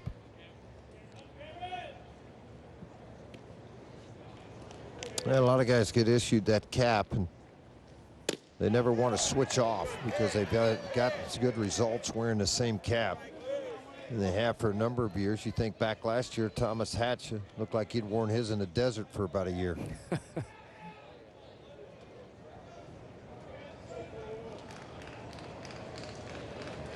2 balls and a strike to Cameron Estee.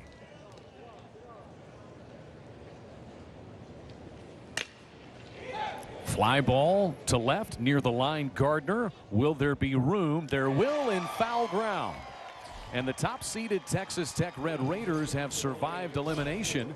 They send the Baylor Bears home from the 2017 Phillips 66 Big 12 Championship with a 4-1 win.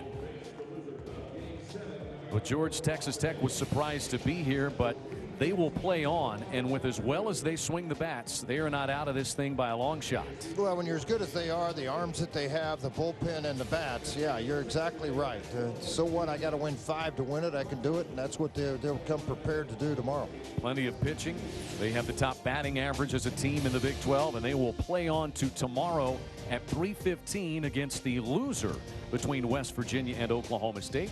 Cowboys and Mountaineers coming up at 4 o'clock in winners bracket action. So up next, you got TCU and Oklahoma scheduled for a 12:30 first pitch. Bill Dome and Mickey Tettleton will call that one for you. We're back for Oklahoma State and West Virginia later, and then you got Kansas and Texas on the winners bracket side of Division II at 7:30 in your easy chair tonight. with your coffee. George is headed up to the top of the parking garage to enjoy this next game. You're not coming with me? Let's go. No, I'm going to find indoors a cup of coffee, and we're going to enjoy Oklahoma and TCU with Bill and Mickey in just a little bit on Fox College Sports. 4-1 is the win for the Red Raiders. They survive and advance at the Phillips 66 Big